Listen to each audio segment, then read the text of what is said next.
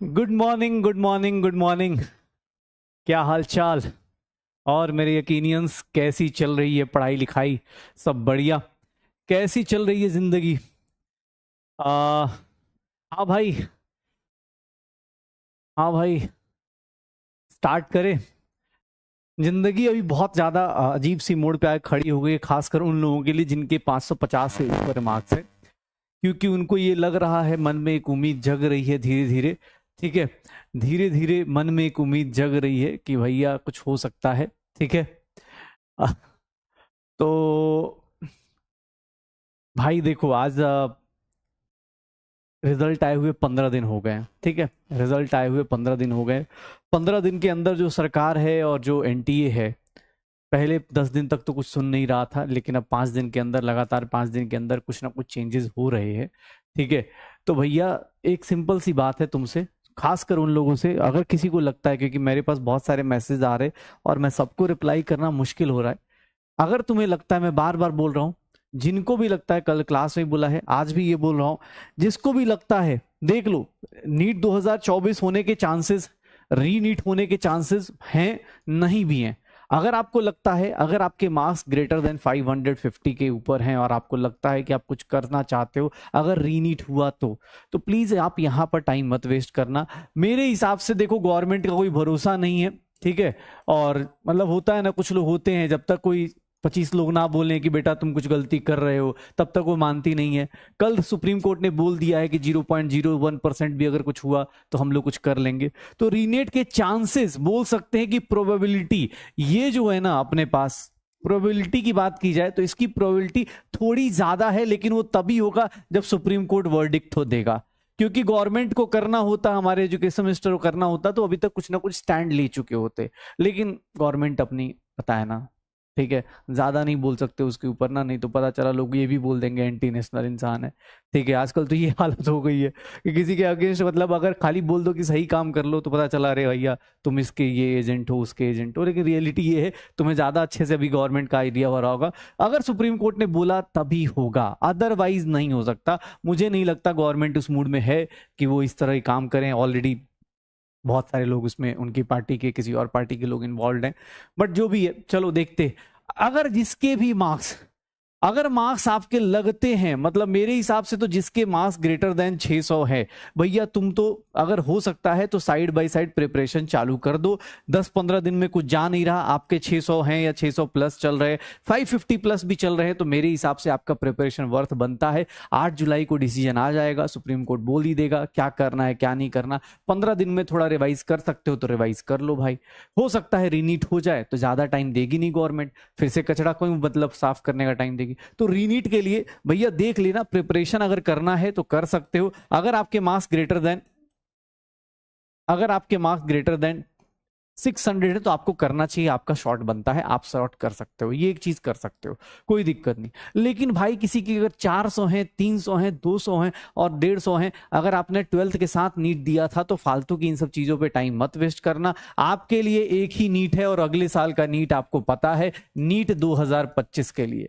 ठीक है, नीट 2025 आपका टारगेट होना चाहिए। अगर आपका नीट 2024 में, अगर आपका नीट 2024 में अगर मार्क्स लेस देन 550 से कम है, तो भैया फालतू का टाइम वेस्ट मत करो। अगर आपको लगता है कि 15 दिन में आप बहुत कुछ कर लोगे, तो फिर आप ले लो, लेकिन अदरवाइज मेरे हिसाब से इन बच्चों को अब नीट 2025 की तरफ प्रिपरेशन करके स्टार्ट हो जाना चाहिए। ठीक है, 550 प्लस वाले लोग इधर जा सकते, उनके ऊपर है। मेरे हिसाब से अगर आपको वर्थ बनता है तो करो, अदरवाइज मुझे नहीं लगता। 8 जुलाई को पता चल जाएगा, लेकिन हाँ, कुछ कुछ प्रोबेबिलिटी बढ़ती जा रही है। रीजन की सुप्रीम कोर्ट थोड़ा सा गवर्नमेंट को लपेटने के मूड में है, सुप्रीम कोर्ट एंटी नेशनल होता जा रहा है। तो बस ध्यान रखिएगा इस बात का। बाकी अपने पास जो लोग इससे कम हैं, उन लोगों को नीट 2025 स्टार्ट कर दीजिए। आप नीट 2025 के लिए बात करने शुरू कर दीजिए। आपका टारगेट यही होना चाहिए कि भैया अगले साल एनटीए के हिसाब से अब की बार 700 पार होना चाहिए, और 700 पार वाला नारा आप याद रखिएगा। ठीक है, ओके, चलो। जिसके जैसे भी, मतलब देखो, ऐसा नहीं है कोई भी कैटेगरी हो आज के टाइम पे, तो अब तो किसी भी कैटेगरी से रैंक तो एकदम पीछे पीछे फेंक दिया इन लोगों ने उठा उठा के। तो ठीक है, छोड़ो वो सब चीजें, बस एक बता रहा हूं क्योंकि ये क्वेश्चन बहुत आ रहा है लोगों के मन में कि अभी अब जैसे आज ही सुबह सुबह मेरी एक लड़की से बात हुई जिसके 650 नंबर है और उसकी रैंक पीछे फेंक दी गई है, तो फिर उसको यही बोलना पड़ रहा है कि पढ़ लो, कुछ हो सकता है, कहीं कुछ हो सकता है, पढ़ लो, 650 नंबर है तो आप वर्थ बनता है आपका, एक शॉट और दे सकते हो, आपने ऑलरेडी अच्छी प्रिपरेशन करी है, 10-15 दिन में रिवाइज करो, कहानी शुरू करो। ठीक है, तो चलो स्टार्ट करते हैं। ठीक है, हाँ स्टार्ट करते हैं आज की क्लास। आज की क्लास में हम लोग बेसिक बातें कर चुके हैं, हमारे पास मूल कॉन्सेप्ट का बेसिक चीजें हो गई हैं। आज की क्लास में हम लोग स्टोइकोमेट्री में, याद करो स्टोइकोमेट्री के अंदर ध्यान सुनना, अपने पास बेसिक स्टोइकोमेट्री और उसका शॉर्टकट हमने पढ़ लिया था।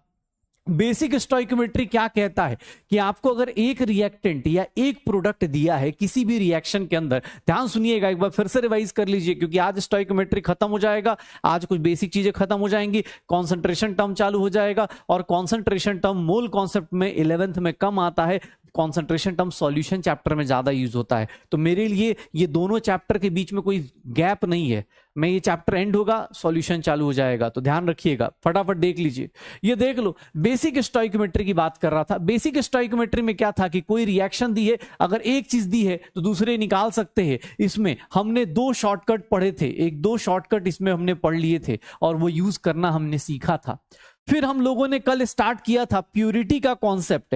प्योरिटी कॉन्सेप्ट क्या होता है? प्योरिटी का कॉन्सेप्ट क्या होता है कि सर जो रिएक्टिंग सैंपल का मास दिया जाए ना, रिएक्टिंग सैंपल का मास जो दिया जाए, मैं बोलूं कि मेरे पास इतना कैल्शियम कार्बोनेट है, वो पूरा का पूरा कैल्शियम कार्बोनेट नहीं है, वो रिएक्टिंग सैंपल का जो मास है वो कैल्शियम कार्बोनेट का मास नहीं लेंगे। प्योर रिएक्टेंट अलग होता है, रिएक्टिंग सैंपल का मास अलग होता है। प्योरिटी का मतलब कि आपके अंदर कितनी परसेंटेज प्योरिटी है उसकी बात की जाएगी।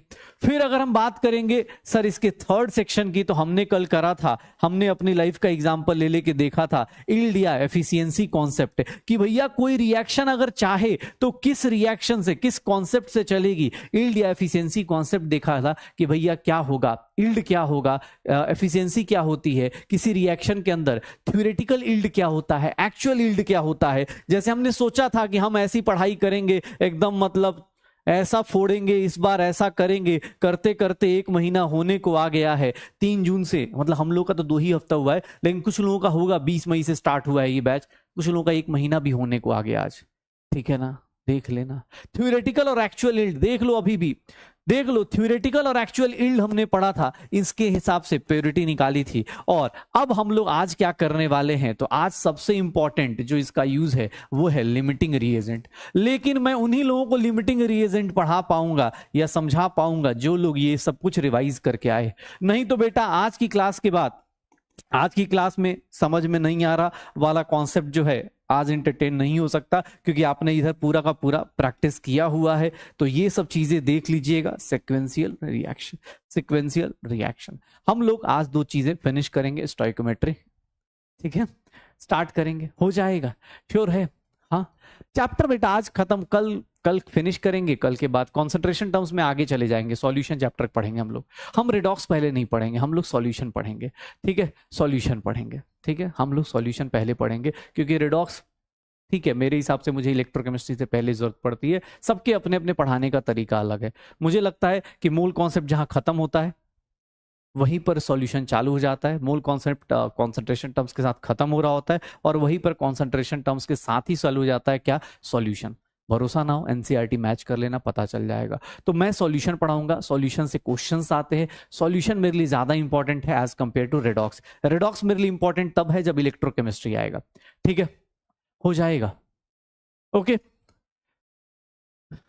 हाँ चलिए, मेरे हिसाब से भाई जो मुझे लगता है, मैं मुझे अब यार कुछ भरोसा मेरे ऊपर भी कर लो कि कुछ सोच समझ के ही प्लान किया होगा, ठीक है।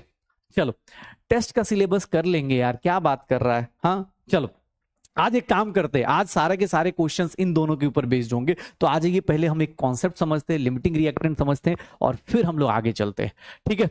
हाँ एक बार आगे चलते हैं, ध्यान सुनिएगा अपने पास। ये देखिए लिमिटिंग रिएजेंट क्या होता है, इसको शॉर्टकट में हम लोग क्या बोलते हैं, LR बोल देते हैं। आज से हम लोग इसको LR मतलब लिमिटिंग रिएक्टेंट या लिमिटिंग रिएजेंट। पहली चीज ध्यान सुनिएगा, लिमिटिंग रिएक्टेंट या लिमिटिंग रिएजेंट का कॉन्सेप्ट आता क्या है, कब आता है, इसके लिए कंडीशन क्या होती है, ध्यान सुनिएगा, इसके लिए कंडीशन क्या होती है। लिमिटिंग रिएक्टेंट हर एक क्वेश्चन में नहीं निकालना है, हर एक स्टोइकोमेट्री में लिमिटिंग रिएक्टेंट नहीं निकालना है, इसके लिए कुछ कंडीशन है। क्या कंडीशन है कि सर जब क्या दिया जाए, when amount of two reactant या more than amount of more than one reactants are given, amount of more than one reactants are given. याद रखिएगा ये तभी कंसीडर करना है जब आपके पास क्या दिया हो, एक से ज्यादा रिएक्टेंट का अमाउंट दिया हो। प्लीज बेटा ध्यान सुन लेना, इस कॉन्सेप्ट को सुन लेना, क्योंकि इसके बाद अब स्टोइकोमेट्री विद इन सेकंड खत्म हो जाएगी। और मेरे साथ यही दिक्कत है, मैं कॉन्सेप्ट समझाना जब समझाऊंगा तो मैं ज्यादा हवा बना के समझाऊंगा नहीं कि अरे भैया ये है वो है, बाद में क्वेश्चन आएगा तुम बेहोश हो जाओगे। तो समझ लेना फिर, क्योंकि थोड़ी देर बाद तुम ही बोलोगे सर रिपीट, तो रिपीट हो नहीं पाएगा। ठीक है, ये देख लीजिएगा, ये कब आता है क्वेश्चन में, कैसे पहचानेंगे कि लिमिटिंग रिएजेंट का क्वेश्चन है। लिमिटिंग रिएजेंट का क्वेश्चन पहचानने का एक सिंपल सा तरीका है कि जब एक से ज्यादा रिएक्टेंट का अमाउंट दिया हो, अमाउंट मतलब मोल्स दिया हो चाहे वॉल्यूम दिया हो। आज का केबीडी लिमिटिंग रिएजेंट का है भाई, थोड़ा वेट करो, आज कॉन्सेप्ट बहुत इंपॉर्टेंट है, इसके क्वेश्चंस बहुत इंपॉर्टेंट है, तो केबीडी आ जाएगा।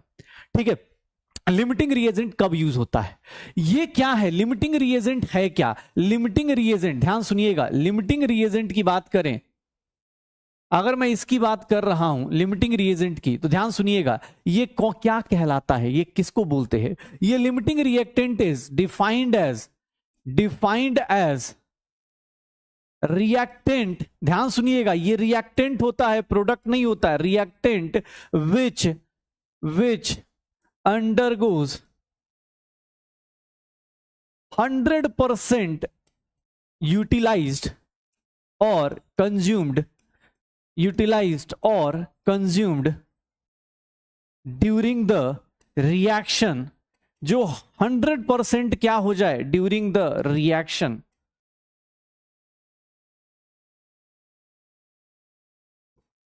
and it limits the reaction product and other reactants। ध्यान सुनिएगा, लिमिटिंग रिएजेंट किसको बोलते हैं, ध्यान सुनिएगा, लिमिटिंग रिएजेंट किसको बोलते हैं। एलआर को कैसे डिफाइन किया जाता है, एलआर कौन सा रिएक्टेंट होता है, ध्यान सुनना अपने पास, एलआर कौन सा रिएक्टेंट होता है। LR is defined as reactant which undergoes, ध्यान सुनिएगा, ऐसा रिएक्टेंट जो क्या कर रहा हो, 100% यूटिलाइज हो रहा हो, 100% कंज्यूम हो रहा हो, किसके ड्यूरिंग द रिएक्शन, मतलब जो रिएक्शन में सबसे पहले खत्म हो जाए, जिसको खत्म कर लिया जाए, उसी रिएक्टेंट को, याद रखना रिएक्टेंट को बोलते हैं, प्रोडक्ट को नहीं बोलते, प्रोडक्ट को नहीं बोलते, ध्यान सुनना अपने पास, लिमिटिंग रिएजेंट इसको रिएक्टेंट को बोलते हैं, प्रोडक्ट को नहीं बोलते हैं। लिमिटिंग रिएक्टेंट को बोलते हैं, प्रोडक्ट को नहीं बोलते। तो लिमिटिंग रिएजेंट क्या है, is defined as reactant which undergoes 100% consumed, जो रिएक्शन में सबसे पहले 100% खत्म हो जाए, जैसे ही 100% खत्म होगा उसी रिएक्टेंट को क्या बोल देंगे, लिमिटिंग रिएजेंट। मान लो एक सिंपल सी कहानी बता देता हूं, A+B है, ये क्या बना रहा है, प्रोडक्ट बना रहा है। अगर B लिमिटिंग रिएजेंट है मतलब ये सबसे पहले 0 हो जाएगा, जो सबसे पहले खत्म हो जाए उसी को क्या बोलेंगे, लिमिटिंग रिएजेंट।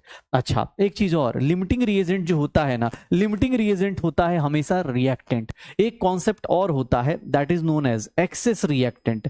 एक्सेस रिएक्टेंट, ध्यान सुनिएगा, एक्सेस रिएक्टेंट, एक्सेस रिएक्टेंट इस कॉन्सेप्ट को बोलते हैं ER। एक्सेस रिएक्टेंट किसको बोलते हैं, excess reagent, that reactant which is not completely utilized, completely consumed during the reaction,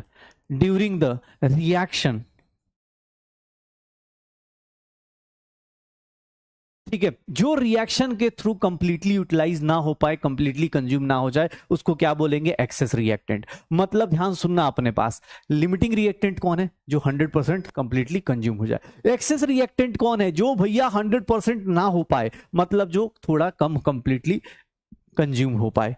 यही होगा, हो जाएगा, श्योर हो तो ध्यान सुनना अपने पास, एक्सेस रिएक्टेंट। एक बात बताना, मैं ये लिख सकता हूं, after the reaction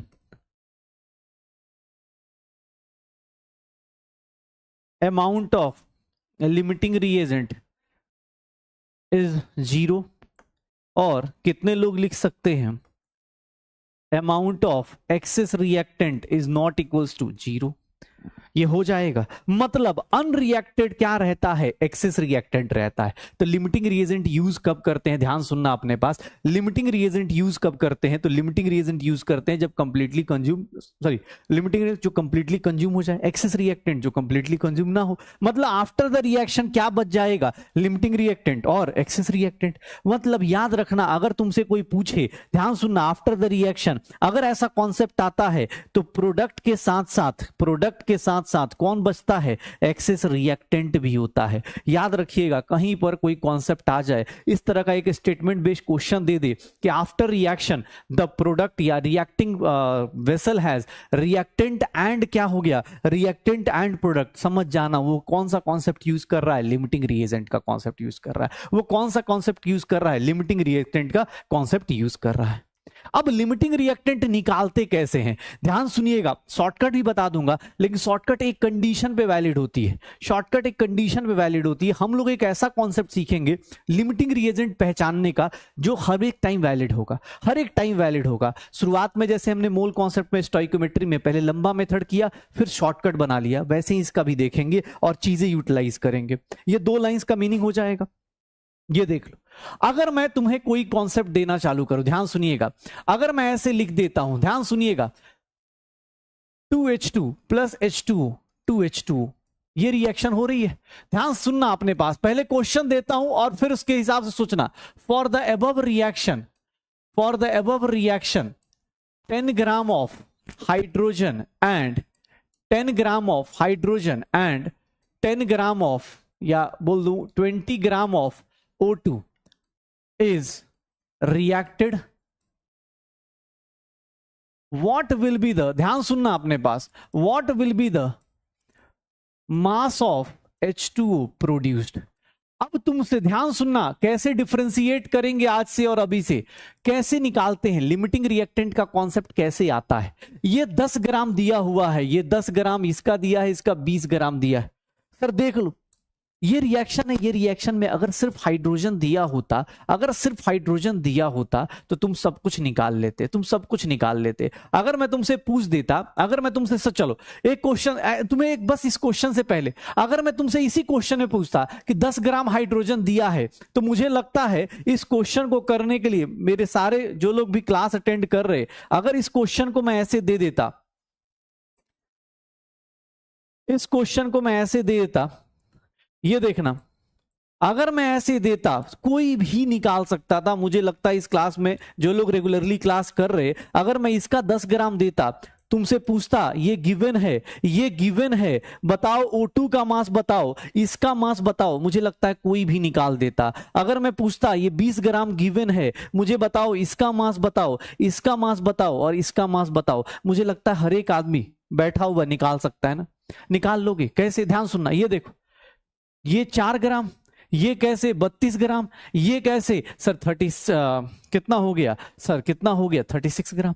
ये स्टैंडर्ड लिख सकते थे, याद करो, स्टैंडर्ड लिख सकते थे, स्टैंडर्ड लिख सकते थे। सर 10 ग्राम गिवन है, इसका मास कितना होगा, क्या निकाल सकता हूं, क्या निकाल सकता हूं, क्या सर 320/4 लिख सकता हूं। सर O2 का मास 320/4, इसका मास निकालना है सर 360/4 लिख सकता हूं, देख लो। इसका मास निकालना है सर, इसको क्या लिखूंगा 80/32 लिख सकता हूं, देख लो। इसका मास निकालना है सर, कितना हो जाएगा 720/32 लिख सकता हूं। ये कोई भी निकाल सकता था ना, कोई भी निकाल सकता था। अगर मैं इंडिविजुअली ये देता तुम लोग आराम से निकाल देते। ये कॉन्सेप्ट क्या कहलाता है, ये कॉन्सेप्ट कहलाता है बेसिक स्टोइकोमेट्री। डिफरेंस देखिएगा कैसे आपको एग्जाम हॉल में पता चलेगा। लेकिन इस कॉन्सेप्ट में देखोगे तो यहां पर क्या दिया है, दोनों का मास दिया है, मतलब दोनों रिएक्टेंट और प्रोडक्ट दोनों दिए हुए हैं, दोनों रिएक्टेंट्स का मास दिया हुआ है। तो इस केस में ध्यान सुनना अपने पास, अब इंपॉर्टेंट चीज स्टार्ट कर रहा हूं। मुझसे किसी ने पूछ दिया कि सर अब बताइए वाटर का मास कौन डिसाइड करेगा। यहां पर ये था तो ये सब कुछ डिसाइड कर रहा था, ये था तो ये सब कुछ डिसाइड कर रहा था। अब दोनों दिए हुए हैं, उस केस में लिमिटिंग रिएजेंट निकालना पड़ेगा कि आखिर कौन पहले खत्म होता है, आखिर कौन पहले फिनिश होता है। ध्यान सुनना, कौन पहले फिनिश होता है, प्लीज सुनना अपने पास। मैं डिसाइड कैसे करूंगा, लंबा तरीका बता देता हूं, और फिर ये लंबे तरीके से करोगे तो आपका जल्दी एग्जाम हॉल में बिना टेंशन के मतलब जल्दी जल्दी आ जाएंगे कैलकुलेशंस। ये देखिएगा, इसका कितना दिया है 10 ग्राम, इसका कितना दिया है 20 ग्राम। एग्जाम हॉल में ये गिवन है, आपने लिख दिया। इसका निकालना है आपको मास, इसका स्टैंडर्ड आपको पता है, स्टैंडर्ड इसका कैसे लिखते हैं, इसका 4 ग्राम लिख दिया, इसका 32 ग्राम लिख दिया, और इसका कितना लिख दिया 36 ग्राम। लिख सकते हैं ना, लिख सकते हैं, कोई दिक्कत। ये देखना ध्यान से क्या हो रहा है। अब यहां पर मुझे पहले लिमिटिंग रिएजेंट निकालना है, क्योंकि मुझे नहीं पता मास ऑफ वाटर कौन डिसाइड करेगा, ये या ये। तो मैं एक काम करूंगा, मैं एक सिंपल सा नॉर्मल कैलकुलेशन करता हूं। मैं पहले एक बेसिक सा कैलकुलेशन लिखता हूं। मैं पहले चेक करूंगा कि लिमिटिंग रिएजेंट कौन है। ध्यान सुनना, लिमिटिंग रिएजेंट चेक करूंगा कौन है। कैसे चेक करूंगा वो सीख लो, एक लंबा तरीका बता रहा हूं, ऐसे एग्जाम में वो भी, उसका भी शॉर्टकट आ जाएगा, लेकिन हाँ पहले सीख लो कैसे निकालना है। ये देखो, मैं बोलूं for complete reaction of 10 gram, complete reaction of 10 gram hydrogen, अगर 10 के 10 ग्राम पूरा हाइड्रोजन कंप्लीटली रिएक्ट कर जाए तो sir amount of oxygen required, O2 required निकाल सकते हो। अगर मैं बोलूं कि सर अगर 10 के 10 ग्राम, ध्यान सुनिएगा, बेसिक स्टोइकोमेट्री लगाइए, मैं बोल रहा हूं कि हाइड्रोजन का 10 ग्राम पूरा का पूरा खत्म हो जाए, मतलब हाइड्रोजन अगर लिमिटिंग रिएजेंट हो तो ऑक्सीजन का कितना मास रिक्वायर्ड होगा। क्या स्टोइकोमेट्री लगा के आप लोग बता सकते हो, स्टोइकोमेट्री लगा के बता सकते हो 80 ग्राम रिक्वायर्ड होगा, क्या 80 ग्राम रिक्वायर्ड होगा। अगर हाइड्रोजन 10 के 10 ग्राम पूरा कंप्लीटली खत्म हो जाए तो इसका मतलब 80 ग्राम O2 रिक्वायर्ड होना चाहिए। क्या आपके पास 80 ग्राम O2 है क्या? क्या आपके पास 80 ग्राम O2 है क्या? नहीं है ना, मतलब ये कंप्लीटली कंज्यूम नहीं हो सकता। क्यों? क्योंकि अगर 10 के 10 ग्राम हाइड्रोजन को कंप्लीटली कंज्यूम करना होता तो 80 ग्राम ऑक्सीजन रिक्वायर्ड था। कैसे निकाला? खैर एग्जाम हॉल में बस ऐसे ढक दो, 10 ग्राम के लिए कितना चाहिए होगा 80 ग्राम। सर नहीं है, नहीं है ना, पता चल गया, ये लिमिटिंग रिएजेंट नहीं है। Hydrogen can not be completely consumed. क्यों? क्योंकि जितना हाइड्रोजन को कंप्लीटली कंज्यूम होने के लिए चाहिए उतना ऑक्सीजन है ही नहीं। यहीं से पता चल गया ये लिमिटिंग रिएजेंट नहीं है, मतलब ये होगा, ये नहीं है तो यही होगा, पता चल गया। लेकिन फिर भी मैं आपके लिए दूसरी लाइन भी लिखूंगा, ध्यान सुनिएगा। मैं दूसरी लाइन लिखता हूं, एक बार पकड़िएगा दूसरी लाइन। अब मैं उल्टा ले लूं, अब मैं बोलूं कि for complete combustion of, complete reaction of, for complete reaction of sir 20 gram oxygen, 20 gram oxygen, sir बताएंगे मास ऑफ हाइड्रोजन कितना रिक्वायर्ड होगा, H2 कितना रिक्वायर्ड होगा, निकाल सकते हो क्या? मास ऑफ H2 कितना रिक्वायर्ड होगा? सर कंप्लीट 20 ग्राम O2 के लिए, कंप्लीट 20 ग्राम O2 के लिए हाइड्रोजन का मास कितना रिक्वायर्ड होगा? शायद देख लो, 20 into 4 divide by 32, 20 into 4 divide by 32। Sir ये कितना हो गया, ये कितना हो जाएगा, 10/4 हो जाएगा, 2.5 ग्राम। ये पॉसिबल है क्या? हाँ ये पॉसिबल है, ये कंप्लीटली पॉसिबल है। क्यों? क्योंकि सर ये कंप्लीट रिएक्शन करेगा तो देख लो हाइड्रोजन का कितना चाहिए इसको, 2.5 ग्राम, 2.5 ग्राम। देख लो कंप्लीटली पॉसिबल है। हाँ सर ये कर सकता है, मतलब यहां पर सर कौन कंप्लीटली रिएक्ट कर सकता है? लिमिटिंग रिएजेंट कौन है? O2 है। सर एक्सेस रिएक्टेंट कौन हो गया? हाइड्रोजन हो गया। चलो बताओ हाइड्रोजन कितना अनरिएक्टेड रहेगा, हाइड्रोजन कितना अनरिएक्टेड रहेगा? ये दो लाइन लिखने का फायदा ये है कि आप इसके ऊपर बेस सारे क्वेश्चंस कर लोगे। हाइड्रोजन कितना दिया था तुम्हें? 10 ग्राम, उसमें से ऑक्सीजन पूरा का पूरा खत्म हो जाएगा तो हाइड्रोजन का कितना फिनिश होगा? सर 7.5 ग्राम। ये इंफॉर्मेशंस देखते रहिए।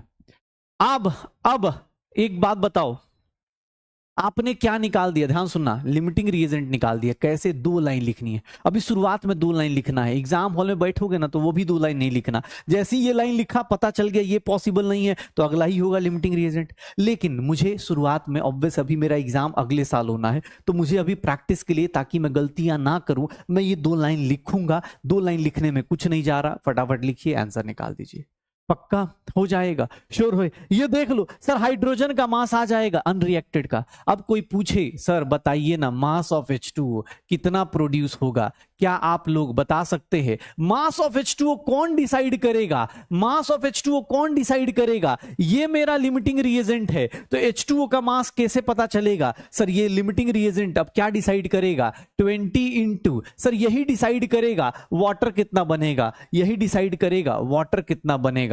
ये देख लो, 9 4 जा 8 4 जा, ये कितना हो गया? 180/8 ग्राम, जितना भी आए 90/4, 45/2, 22.5 ग्राम, ये बन जाएगा। ये मेरा आंसर आएगा।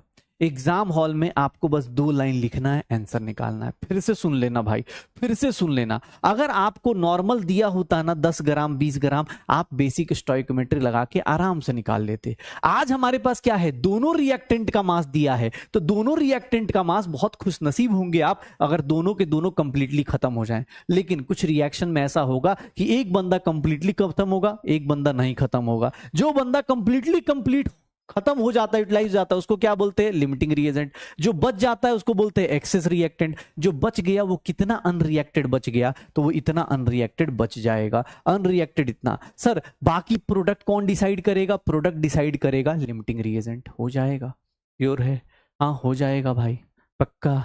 क्वेश्चन दूं, कर लोगे? शॉर्टकट सिखा दूंगा, लेकिन शॉर्टकट सिर्फ मोल्स पे वैलिड है। जो लोग शॉर्टकट बोल रहे हैं ना, उनका सिर्फ मोल्स पे वैलिड है, इसलिए मैं वो शॉर्टकट के चक्कर में नहीं हूं। शॉर्टकट बता दूंगा, हो जाएगा, पक्का, डन, श्योर है। चलिए आ जाइए। तुमसे कभी भी कोई क्वेश्चन देना, कभी भी कोई क्वेश्चन दे कि सर फॉर 10 ग्राम, या ऐसे लिख देता हूं, इफ, ऐसे लिख देता हूं 48 ग्राम CH4 and O2 each are burnt, what will be the volume of CO2 produced and moles of mass, moles लिख देता हूं, चलो मिक्स भी कर देता हूं, moles of, ध्यान सुनिएगा, एक और क्वेश्चन मैं समझाता हूं, फिर इसके बाद आप लोग बताइएगा। moles of H2O produced, ध्यान सुनना, अपने पास एक कॉन्सेप्ट, एक क्वेश्चन और सीखो मेरे साथ, फिर तुम ही लोग करोगे। आज का केबीडी सिर्फ और सिर्फ तुम्हारे लिए है, सिर्फ और सिर्फ तुम्हारे लिए है। ध्यान सुनना अपने पास, ठीक है, ध्यान सुनना। अरे भाई टेस्ट देखो, एक चीज और है यार, ये जो भी तुम यकीन 1.0 हो, 2.0 हो, लीजेंड हो, अल्फा हो, तो तुम्हारे पास 3 टेस्ट हैं। तुम किसी भी टेस्ट को फॉलो कर लो यार, अल्फा को फॉलो करना अल्फा को कर लो, लीजेंड को फॉलो करना लीजेंड को फॉलो कर लो। यकीन वन, तुम एक बच्चा, तुम अल्फा को ही क्यों फॉलो करोगे, लीजेंड को ही क्यों फॉलो? तुम्हारे पास तो 3 टेस्ट आ रहे हैं यार।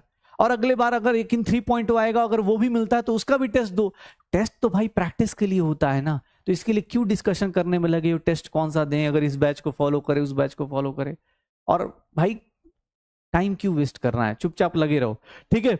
ये देखो, ये क्वेश्चन देखना कैसे अटेम्प्ट करूंगा मैं फिर से बोल रहा हूं, मैं एक बार फिर से बता रहा हूं, आप लोग सब लोग ट्राई कीजिएगा। इसके बाद के क्वेश्चंस अब आपके हवाले कर दूंगा मैं, इसके बाद के क्वेश्चंस आप लोग करेंगे, मैं नहीं करूंगा, इसलिए बोल रहा हूं।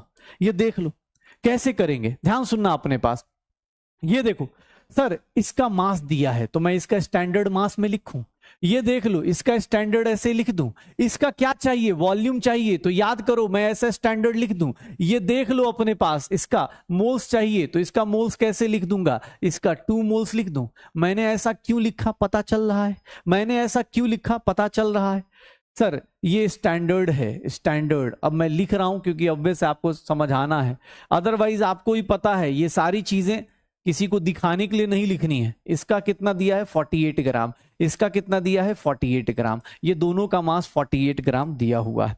चलिए इसका क्या निकालना है? वॉल्यूम। और इसका क्या निकालना है? मोल। मुझे ये क्वेश्चन दिया गया, मैं 3-4 चीजें निकालने की कोशिश करूंगा, सीखिएगा मेरे साथ साथ, क्योंकि बस इसके बाद फिर रिपीट करने का ऑप्शन कम हो जाएगा, मैं फिर कॉन्सेप्ट्स पे आ जाऊंगा, क्वेश्चंस के एप्लीकेशंस पे आ जाऊंगा। तो प्लीज ध्यान सुनिएगा कैसे निकालना है। अगर मास दिया है चाहे वॉल्यूम दिया है तो कैसे निकालते हैं ये देखना।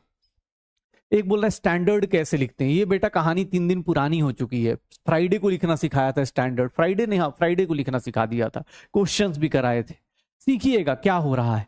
48 ग्राम 48 ग्राम किए मैंने, मैं एक बार फिर से वो लाइन लिखूंगा कि सर अगर वो कंप्लीट रिएक्शन करा दे, किसका, 48 ग्राम ऑफ CH4 का कंप्लीट रिएक्शन करा दे, तो मास ऑफ O2 रिक्वायर्ड बता सकते हो। मास ऑफ O2 रिक्वायर्ड कितना होगा, अगर मैं बोलूं 48 ग्राम पूरा का पूरा रिएक्ट कर जाए तो बता सकते हो बेसिक स्टोइकोमेट्री से इसका 48 ग्राम के लिए सर इसका कितना मास रिक्वायर्ड होगा, कितना मास रिक्वायर्ड होगा, सर ये कितना हो जाएगा, सर ये कितना हो जाएगा, 192 ग्राम।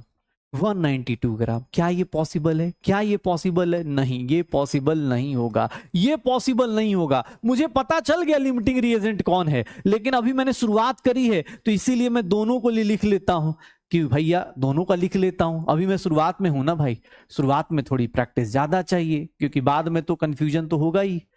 दिक्कत ये है ना, अभी प्रैक्टिस कम करेंगे तो रिवीजन करते हैं फिर से उतना टाइम लगाएंगे। अगर 48 ग्राम O2 पूरा का पूरा रिएक्ट कर गया तो मास ऑफ CH4 कितना रिक्वायर्ड होगा, निकाल सकते हो। मास ऑफ CH4 रिक्वायर्ड निकाल सकते हो, कितना हो जाएगा, 48 इंटू 16 डिवाइड बाई कितना हो जाएगा, 64। ये देख लो 4 हो गया, 12 ग्राम आ गया क्या, 12 ग्राम आ गया क्या, 12 ग्राम आ गया क्या। Which one is possible, which one is possible, बेटा देख लेना अपने पास कौन सा पॉसिबल है। लिमिटिंग रिएजेंट अगेन कौन हो गया, O2। एक्सेस रिएजेंट कौन हो गया, CH4। कितना CH4, CH4 अनरिएक्टेड कितना रह जाएगा, अनरिएक्टेड कितना रह जाएगा, CH4 अनरिएक्टेड कितना रह जाएगा, देख लो CH4 अनरिएक्टेड कितना रह जाएगा, 48 माइनस 12 36 ग्राम अनरिएक्टेड रहेगा। ये डिसाइड करेगा, अब ये डिसाइड करेगा कि कितना मोल्स CO2 बनना है और कितना मोल्स वाटर बनना है। देख लो कितने मोल्स क्या बनेंगे, निकाल लो अपने पास, हो जाएगा। लिमिटिंग रिएजेंट आ जाएगा, O2 का 96 आएगा। हाँ करो कैलकुलेट। अरे भैया लिमिटिंग रिएजेंट, अगर O2 पूरा का पूरा खत्म हो जाए तो O2 के लिए CH4 का मास कैसे निकालेंगे, सर ये 48 को किससे मल्टीप्लाई, 16 डिवाइड बाई इसके स्टैंडर्ड से, शॉर्टकट सिखाया था, 12 ग्राम CH4 चाहिए। ये देख लो इसके निकालने के लिए 48 इंटू 64 डिवाइड बाई 16 निकाल दो, 192 ग्राम आएगा पक्का। अब देख लो यहां पर मैं बता सकता हूं वॉल्यूम ऑफ CH4 CO2 निकालना है तो volume of CO2 direct line में लिख दूं, डायरेक्ट लिख सकता हूं, ये डिसाइड करेगा 48 इंटू 22.4 डिवाइड बाई 64। ये देख लो 16 3 जा और 16 4 जा, जितना भी आए कैलकुलेट कर लेंगे। 3 इंटू 5.6 लीटर और ये कितना हो गया, 16.8 लीटर्स आ गया। कोई बोले moles of H2O, moles of H2O कैसे निकालेंगे, सर मोल्स ऑफ H2O दोनों में से एक रिएक्टेंट पहचान लिया, यही डिसाइड करेगा। 48 इंटू 2 डिवाइड बाई 64, ये 3 हो गया, 16 4 जा, ये कितना हो गया, 1.5 मोल आ गया। देख लो कुछ भी दिया हो कोई फर्क नहीं पड़ेगा, आपको एग्जाम हॉल में बस ये 2 लाइंस लिखनी है, अपना काम हो जाएगा। एक को क्रॉस कीजिए, एक को टिक कीजिए, आंसर आ जाएगा। एक को क्रॉस कीजिए, एक को टिक कीजिए, आंसर आ जाएगा। श्योर हो, मोल्स निकल जाएंगे, मोल्स निकल जाएंगे, वॉल्यूम निकल जाएगा, कुछ भी निकाल सकते हो। तो लिमिटिंग रिएक्टेंट निकालने के लिए कुछ नहीं करना, 2 लाइंस लिखनी है, आंसर आ जाएगा। अगर दोनों के दोनों ही रिएक्ट कर गए, कंप्लीटली रिएक्ट कर गए, एक बोला दोनों अगर कंप्लीटली फिक्स हो जाए, भैया दोनों कंप्लीटली 0 हो गए, तो उस केस में लिमिटिंग रिएजेंट नहीं होगा, नॉर्मल रिएक्शन हो गई। लिमिटिंग रिएक्टेंट वो होता है जो एक बंदा कंप्लीटली चला जाए और एक बंदा एक्सेस हो जाए। अब मान लो ऐसा दिया है, अब 16 ग्राम और 64 ग्राम दे दे, 16 ग्राम और 64 ग्राम दे दे, तो भैया ये 16 का 16 0, ये पूरा का पूरा 0, दोनों के दोनों खत्म हो जाएंगे, दोनों के दोनों खत्म हो जाएंगे। अनरिएक्टेड क्यों निकाला, इसलिए निकाला कि हो सकता है ना अगले क्वेश्चन में पूछ ले। मैंने तो सिर्फ इतना पूछा ना आपसे 2 चीज पूछी, आपको मैंने 4 चीज निकालने का तरीका बता दिया। आपको ये भी पता होना चाहिए एक्सेस में कौन है, अनरिएक्टेड कौन है। अच्छा एक बात बताओ, अब यही तो दिक्कत हो जाती है ना अपने लिए। तुमसे मैं पूछना चाहूं, मैं इस रिएक्शन में ये पूछ सकता हूं ना कि आफ्टर रिएक्शन कौन कौन होगा, तो आप बता सकते हो आफ्टर रिएक्शन 36 ग्राम क्या होगा, CH4। सर CO2 के कितने लीटर्स होंगे, 16.8। इसके कितने मोल्स होंगे, 1.5 मोल्स होंगे। निकाल दो, हो जाएगा, निकल जाएगा। ये देख लेना अपने पास, कर लोगे लिमिटिंग रिएजेंट। अगर वॉल्यूम भी दिया है ना भाई, तो वॉल्यूम के केस में भी कर सकते हैं, जो आप चाहें वैसे निकाल सकते हैं। वॉल्यूम के केस में आप और आसानी से निकाल सकते हैं। मैं आपको एक शॉर्टकट बता देता हूं पहले, शॉर्टकट लेकिन जो वैलिड होगा ना, ध्यान सुनना, शॉर्टकट पर limiting reagent, shortcut for limiting reagent, shortcut for limiting reagent क्या होता है, ये वैलिड होता है, वैलिड फॉर मोल्स, सिर्फ और सिर्फ मोल्स के लिए वैलिड होगा। ये जो शॉर्टकट है मास के लिए नहीं लगता, सिर्फ और सिर्फ किसके लिए वैलिड होता है, मोल्स के लिए वैलिड होता है। इसीलिए मैं इसको ज्यादा प्रेफर नहीं करता हूं। मैं नॉर्मली अपना 2 लाइन लिखूंगा, उसी से आंसर आ जाएगा, 2 लाइन लिखूंगा, उसी से आंसर आ जाएगा, ठीक है। लेकिन हाँ, कुछ लोगों को लगता है नहीं सर आप बताइए, तो मैं बता देता हूं। अगर आपको ये रिएक्शन दिया हुआ है, ठीक है,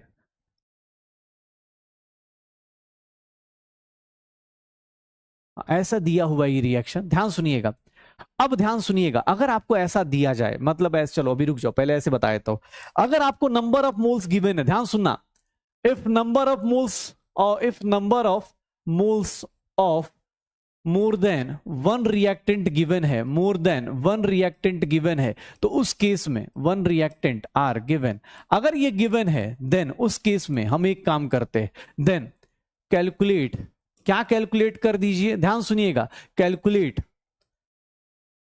number of moles given, number of moles given, number of moles given of the reactant divided by, ध्यान सुनिएगा क्या कैलकुलेट करना है, divided by स्टोइशियोमेट्रिक coefficient, स्टोइशियोमेट्रिक coefficient, स्टोइशियोमेट्रिक coefficient से डिवाइड करना है उसी रिएक्टेंट का, ऑफ दैट रिएक्टेंट, उसी रिएक्टेंट के स्टोइशियोमेट्रिक कोफिशिएंट से डिवाइड कर दीजिएगा। ये रेशियो निकालिएगा, ये रेशियो निकालिएगा, जिसके भी नंबर ऑफ मोल्स दिए हैं डिवाइड बाय उसका स्टोइशियोमेट्रिक कोफिशिएंट कर दीजिए। Sir reactant having minimum value, reactant having minimum ratio of, minimum value या ratio will be limiting reagent. वही क्या हो जाएगा, लिमिटिंग रिएजेंट हो जाएगा। यही क्या हो जाएगा, लिमिटिंग रिएजेंट हो जाएगा। यही क्या होगा, लिमिटिंग रिएजेंट। मतलब अगर मैं तुमसे अभी ये क्वेश्चन लिख रहा था, ये क्वेश्चन दिया हुआ है, अगर मैं ये क्वेश्चन लिख रहा था, ध्यान सुनना, अगर मैं ये क्वेश्चन लिख रहा था, ठीक है, अगर मैं ये क्वेश्चन लिख दूं, ये लिख रहा था, ठीक है, ध्यान सुनना, ये लिख रहा था, अब मैं क्वेश्चन में लिख दूं कि if 10 moles of A and B are given, 10 moles of A and B are given, 10 moles of A and B each are given, are reacted which is limiting reagent and excess reagent। तो आप क्या करोगे, आप direct निकाल सकते हो। कैसे निकालोगे, आप निकाल सकते हो शॉर्टकट से, लिमिटिंग रिएजेंट निकाल सकते हो। क्या हो जाएगा सर, सीधा सीधा देख लो ना अपने पास, A का कितना हो जाएगा 10/2, कितना हो गया 5, A का कितना आ गया 10/2, 5, स्टोइशियोमेट्रिक कोएफिशिएंट 2 है। इसका कितना हो जाएगा 10/3, इसकी वैल्यू कितनी आ गई 3.33। मतलब लिमिटिंग रिएजेंट कौन हो गया B, एक्सेस रिएक्टेंट कौन हो गया A। ये निकाल सकते हो, कोई दिक्कत नहीं है। लेकिन ये शॉर्टकट सिर्फ और सिर्फ मोल्स के लिए ही वैलिड होगा, सिर्फ और सिर्फ मोल्स के लिए वैलिड होगा। आपको क्या करना है, जो भी मोल्स दिए हैं डिवाइड बाय इसकी स्टोइशियोमेट्रिक कोएफिशिएंट, इसके मोल्स डिवाइड बाय इसका स्टोइशियोमेट्रिक कोएफिशिएंट, जो सर सबसे छोटा वैल्यू आएगा वो लिमिटिंग रिएजेंट होगा as compare to excess reagent. लेकिन एक बात बताऊं, सुनना ना, एक बात बताओ, अब यहां पर तो ये निकाल लोगे, ये शॉर्टकट तो काम कर गया, लेकिन सिर्फ और सिर्फ मोल्स, इसलिए मैं शॉर्टकट पे ज्यादा बिलीव नहीं कर रहा था। अगर मैं तुमसे ये पूछ दूं बी के कितने मोल्स अनरिएक्टेड होंगे, ए के कितने मोल्स अनरिएक्टेड होंगे, तो तुम फंस जाओगे ना, फिर तो ये शॉर्टकट किस काम का। इससे बेटर है ना यार, इससे बेटर है कि हम क्या करें, ये 2 लाइन लिखें, आंसर निकाल ले। 2 लाइन लिखना है, आंसर आ जाएगा। लेकिन चलो, कुछ लोगों को शॉर्टकट चाहिए, तो शॉर्टकट से आप आंसर निकाल सकते हो, ठीक है। अब तुमसे कोई पूछ दे कि सर बताओ ना, मोल्स ऑफ डी कितना प्रोड्यूस हुआ, मोल्स ऑफ डी प्रोड्यूस बताओ, तो मोल्स ऑफ डी प्रोड्यूस कैसे निकाल सकते हो। अब तुम्हें पता चल गया, बी से डिसाइड करना है, बी के कितने मोल हैं 10 मोल हैं, इसके कितने मोल स्टैंडर्ड लिख दो, इसके कितने 5 मोल, इसके कितने 4 मोल। सर इसके मोल्स निकालना है, इसके मोल्स। डी के मोल्स कैसे निकालोगे, कितने आ जाएंगे sir 10 into 5/3। Sir moles of C निकालना है, सी कितना प्रोड्यूस हुआ सर निकाल सकते हो, हाँ ये निकाल सकते हैं। 10 इंटू 4 डिवाइडेड बाई कितना आ गया 3, इतने मोल्स आ जाएंगे, निकाल दो, हो जाएगा। श्योर हो तो तुम्हारे पास शॉर्टकट है, और नहीं तो 2 लाइन है।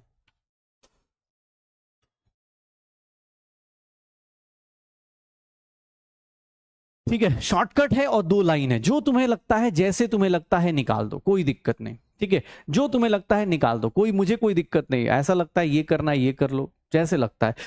मेरे हिसाब से मुझे ऐसा लगता है कि ये चीज हर एक के लिए वैलिड है। ये 2 लाइंस लिखिए, हमेशा खुश रहिए, ज्यादा टाइम लगता नहीं है, बाकी आपकी मर्जी है। श्रद्धा भावना के हिसाब से कर दीजिएगा, कोई दिक्कत नहीं। हो जाए तो शुरू करें। हाँ हाँ, जिसको जैसे मन करता हो, तुम्हें ये शॉर्टकट यूज करना शॉर्टकट, लेकिन ये सिर्फ मोल्स के लिए वैलिड है। वॉल्यूम देगा तो फिर उसके लिए अलग, वॉल्यूम से मोल्स निकालो। अब कोई बोला सर मोल्स से ही निकालें, भैया एक बात बताओ, चलो ये देखना, ये मास दिया है, अब इसके मोल्स निकालूं, फिर मोल्स, इतनी कैलकुलेशन करनी ही क्यों है भाई। बोला मोल से ही क्यों नहीं कर सकते, अरे भाई मास दिया है तो मास से निकाल लेगा ना, 2 सेकंड लगेंगे, निकाल ले। ये 2 लाइन लिखने में तुझे अगर बेसिक स्टोइकोमेट्री आती है तो 2 लाइन लिखने में बहुत टाइम नहीं लगने वाला भाई साहब, 2 सेकंड में लिख लोगे, आंसर आ जाएगा, हो जाएगा, हो जाएगा। चलो हाँ, अब की बार लिमिटिंग रिएजेंट पार। अब देख लो लिमिटिंग रिएजेंट, आप लोग देख लीजिए, अपने हिसाब से 2-3 क्वेश्चन करा दिए, क्वेश्चन समझा दिए, अब आप रिपीट करते रहिए। हाँ, क्योंकि वो तो आपका टैग लाइन है। हाँ, अब नहीं समझ में आने की पूरी गारंटी है। अब क्वेश्चंस पे आते हैं, चलिए आ जाइए। इस क्वेश्चन का आंसर बताइए, क्या होगा इस क्वेश्चन का answer. Limiting reagent in a chemical reaction is that reactant, क्या होगा, क्या होगा। अरे वॉल्यूम को भी मास की तरह ही ट्रीट करेंगे भाई, कुछ दिक्कत नहीं आएगी, वॉल्यूम को भी मास की तरफ।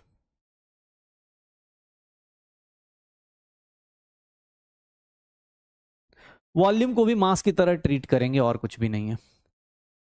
ठीक है, क्या होगा, क्या होगा इसका आंसर। ठीक है,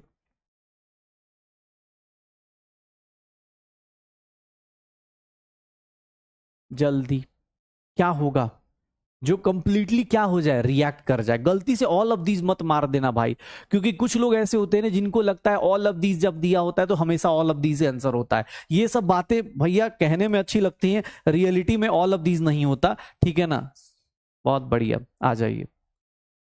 नंबर ऑफ मोल्स दिया है, हैबर्स प्रोसेस। अब इसमें आप शॉर्टकट लगा सकते हो, इसमें आप शॉर्टकट लगा लो, क्योंकि नंबर ऑफ मोल्स दिया है तो ठीक है भाई, नंबर ऑफ मोल्स में तुम्हें पता है क्या करना है, कहानी शुरू करो, आंसर निकालो। मोल्स निकालने हैं, निकालो, कैसे आएगा। नंबर ऑफ मोल्स दिया है, लिमिटिंग रिएजेंट ऐसे ही निकल जाएगा, स्टोइकोमेट्रिक कोफिशिएंट से डिवाइड कर लेना, स्टोइकोमेट्रिक कोफिशिएंट से डिवाइड कर लेना, आंसर निकाल देना, कितना हो जाएगा। ये क्वेश्चन ऐसे ही निकल जाएगा। जल्दी भाई, देख यार सीधी सी बात है, पढ़ने वालों को मैं पढ़ा सकता हूँ, सच बताऊं तो जो पढ़ वढ़ के नहीं आते बेटा, मैं उस तरह का इंटरटेनिंग टीचर हूं नहीं, नहीं तो मेरे पास फैन फॉलोइंग बहुत ज्यादा होती। ठीक है,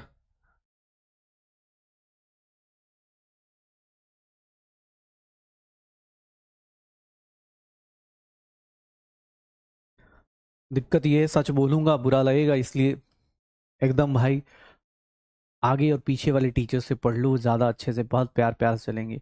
यहाँ पर सच बोला जाएगा, बुरा लग जाएगा। ठीक है, हाँ, जो बच्चा नहीं समझ में आ रहा बेटा, तुम्हारी गलती एकदम नहीं है, मैं बहुत बेकार पढ़ा रहा हूँ। तुम देख लो, आगे पीछे की बात कर लो, क्योंकि वो ज्यादा अच्छा है। ठीक है, होता क्या, ये देख लो, अपने लिमिटिंग रीजेंट ऐसे ही पता चल गया, 5/1 10/3, तो सीधा सीधा लिमिटिंग रीजेंट मुझे पता चल गया। अब एक बात बता, शॉर्टकट से पता चल गया, अब इसका देखो, 1 मिनट देखना, इसका कितना 3 मोल से इसके कितने बन रहे हैं 2 मोल, इसके 10 मोल से इसके 10 मोल से ये कितना बनेगा सर। ये अब ये भी कैलकुलेशन करनी है क्या तुझे, देखना भाई अब क्या करेगा, 20/3। सोच, बिना पेन उठाए, हाँ देख रहा है जिंदगी कैसी चल रही है। अब ये जो मजा है ना भाई, ये तभी कर सकता है जब क्लास डेली कर रहा हो, प्रैक्टिस कर रहा हो, और नहीं तो दर्द तो होगा ही होगा, दर्द होगा ही होगा भाई। ये लिमिटिंग रिएजेंट है, यही डिसाइड करेगा। कैसे डिसाइड किया? 5/1 5 हुआ, 10/3 सर छोटा वैल्यू कौन आया? हाइड्रोजन। हाइड्रोजन का क्या आएगा? Limiting reagent. लिमिटिंग रिएजेंट निकाल दिया हम लोगों ने। सर मोल्स दिया है तो शॉर्टकट यूज करने में कुछ लॉस थोड़ी ना है भाई। ऐसा थोड़ी ना कसम खा ली ना ना सर हमने तो कसम खाई थी हम नहीं करेंगे, ऐसा कुछ नहीं है। बी फ्लेक्सिबल, हाँ, be like our education minister, कभी भी कुछ भी कह सकते हैं, ठीक है। हमने लंबा मेथड भी पढ़ा है और हमने छोटा मेथड भी पढ़ा है सर, दोनों तरीके के पता होने चाहिए। जहां लगेगा वहां पे हम लोग कर लेंगे यूज, पक्का? हाँ, श्योर हो? चलो आ जाओ। अब वॉल्यूम दिया है, अब वॉल्यूम दिया है भैया, रिएक्शन लिखोगे वॉल्यूम का भी आंसर आ जाता है। जल्दी जल्दी 2 लाइन लिखनी है, आंसर आ जाएगा, ऐसे सामने सामने ही दिख जाएगा। इसका स्टैंडर्ड लिख दो, वॉल्यूम में लिख दो 22.4 लीटर, 22.4 लीटर। इसके कितने? 2 मोल्स बनेंगे। सर गिवन क्या है? ध्यान से पढ़ना, क्वेश्चन में गिवन दोनों हैं। अब सर इसका लिमिटिंग रिएजेंट निकालने के लिए ना, सच बताऊं तो आपको सीधा सीधा आंखों में दिखना चाहिए, बाकी आपकी मर्जी है। इस क्वेश्चन का लिमिटिंग रिएजेंट निकाल दो। वॉल्यूम के केस में 2 लाइन लिखो, आंसर आ जाएगा। और यहां पर 2 लाइन लिखना भी नहीं है, यहां पर तो 2 लाइन लिखना भी नहीं है, यहां पर 2 लाइन लिखना भी नहीं है, यहां 2 लाइन लिखना भी नहीं है।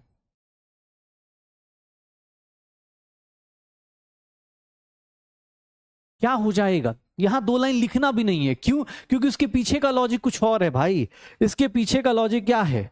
2 लाइन क्यों लिखेंगे? दिख रहा है इसके 22.4 लीटर के 22.4 लीटर क्लोरीन चाहिए। क्या इतना है? क्या नहीं है? तो यही मेरा क्या होगा? लिमिटिंग रिएजेंट होगा। यही मेरा क्या होगा? Limiting reagent. नहीं तो 2 लाइन लिख लो। अब ये चीज को टाइम पास करने के लिए लिखना है। ऐसे तो आपको स्टोइकोमेट्री से दिख रही है कि इसके 22.4 के लिए इसका 22.4 है, नहीं है, मतलब क्या हो जाएगा। लेकिन चलो मैं अपनी पुरानी बात पे आता हूं। कंप्लीट रिएक्शन कराना है किसका? 22.4 लीटर हाइड्रोजन का। तो sir volume of Cl2 required निकालेंगे क्या? वॉल्यूम ऑफ Cl2 रिक्वायर्ड निकालेंगे क्या? अगर मैं ऐसे भी निकालने जाऊं तो बस टाइम ज्यादा दूंगा, लेकिन आंसर वही आएगा, यही आएगा। क्या ये पॉसिबल है? नहीं, ये पॉसिबल नहीं है, नॉट पॉसिबल। तो मतलब ये कंप्लीट रिएक्शन नहीं कर पाएगा। लेकिन अगर मैं उल्टा बोलूं, कंप्लीट रिएक्शन ऑफ, ध्यान सुनिएगा, 11.2 लीटर Cl2 का निकालने जाऊं तो यहां पर वॉल्यूम ऑफ हाइड्रोजन कितना रिक्वायर्ड होगा? वॉल्यूम ऑफ हाइड्रोजन कितना रिक्वायर्ड होगा? अगर इसके लिए निकालना है तो कितना होगा? 11.2 into 22.4 divide by 22.4, cancel out हो गया। ये पॉसिबल है? हाँ सर, ये रिएक्शन पॉसिबल है। मतलब सर कौन सा रिएक्शन पॉसिबल होगा? ये रिएक्शन कंप्लीटली खत्म हो जाएगा Cl2 वाला, और यही मेरा लिमिटिंग रिएजेंट होगा। अब बाकी मोल्स ऑफ HCl निकाल दो। मोल्स ऑफ HCl पूछ रहा है, HCl के मोल्स कितने होंगे? सर HCl के मोल्स इसके इंटू 2, 11.2 इंटू 2 डिवाइड बाई 22.4, 1 मोल होगा।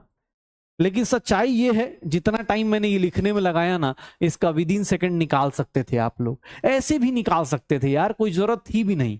ऐसे एक बात बताओ, ये दिख गया लिमिटिंग रिएजेंट, यहां देखो तो इसके 22.4 से कितना बन रहा है? 2। इसको आधा किया तो इसको भी आधा करना था, कोई इतना लिखने की जरूरत ही नहीं थी शायद। अगर आप सच में देख लो, जो लोग प्रैक्टिस करेंगे, देखो कैलकुलेशन इतना आसान तभी हो सकता है। आपको कोई ये कुछ भी नहीं लिखना, सच बताऊं एग्जाम हॉल में मत लिखना, ये सब दिख रहा है, लिमिटिंग रीजन सीधा सीधा दिख रहा है कि ये पॉसिबल नहीं होगा, ये पॉसिबल होगा, यही लिमिटिंग रीजन। इसको आधा किया तो ये भी आधा हो जाएगा, कैलकुलेशन करना ही नहीं है, पक्का हो जाएगा। चलो ये क्वेश्चन, अब इस क्वेश्चन के लिए 2 लाइन लिखना पड़ता है, इसी क्वेश्चन के लिए 2 लाइन लिखना पड़ता है। निकालिए, 2 लाइन लिखिए, आंसर निकालिए। मैग्नीशियम का रिएक्शन मैं बता दूं, मैग्नीशियम का reaction 2Mg plus O2 gives 2MgO होता है, ठीक है ना। रिएक्शन लिखने में जिनको दिक्कत आती है, लिख दिया भाई मैंने सब कुछ। और कितना हो गया? 80 ग्राम। चलिए ये गिवन है 1 ग्राम, और ये कितना गिवन है? 0.56 ग्राम गिवन है। ये गिवन है, स्टैंडर्ड भी लिख दिया। अब आपकी चीजें हैं, आप अपने हिसाब से इसको रिलेट कर सकते हैं। चलिए कैलकुलेशन फास्ट फास्ट कर सकते हैं। 1 ग्राम मैग्नीशियम दिया है, 1 ग्राम मैग्नीशियम दिया है और 0.56 ग्राम क्या दिया है, निकालो क्या होगा, कितना आएगा।